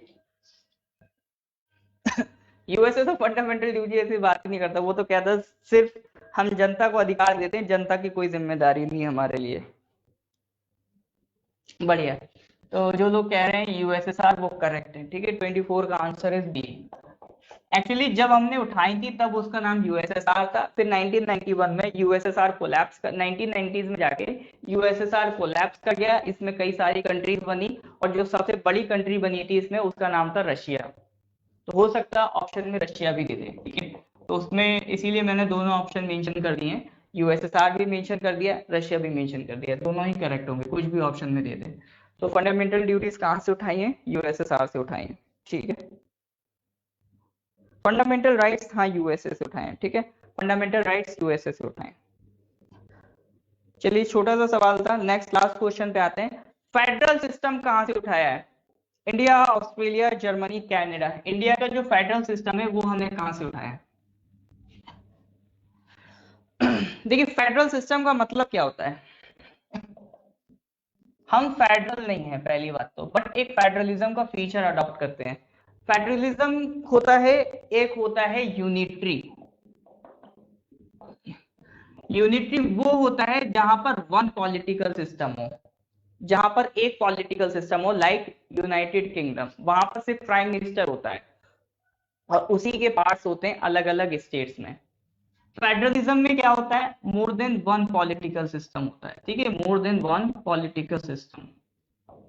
जैसे इंडिया है हमारा, एक हमारा सेंटर में कौन है, प्राइम मिनिस्टर, और स्टेट में कौन है, चीफ मिनिस्टर, और लोकल में भी इलेक्शन होते हैं, तो वो लोकल बॉडीज भी हैं हमारे पास। ठीक है, तो हमारा पॉलिटिकल सिस्टम 3 पार्ट्स में डिवाइडेड है, तो greater more than one political system है हमारे पास। तो ये फीचर कैसा कहलाएगा, ये कहलाएगा फेडरल फीचर। तो हमारे कॉन्स्टिट्यूशन में ये क्या है, एक फेडरल फीचर।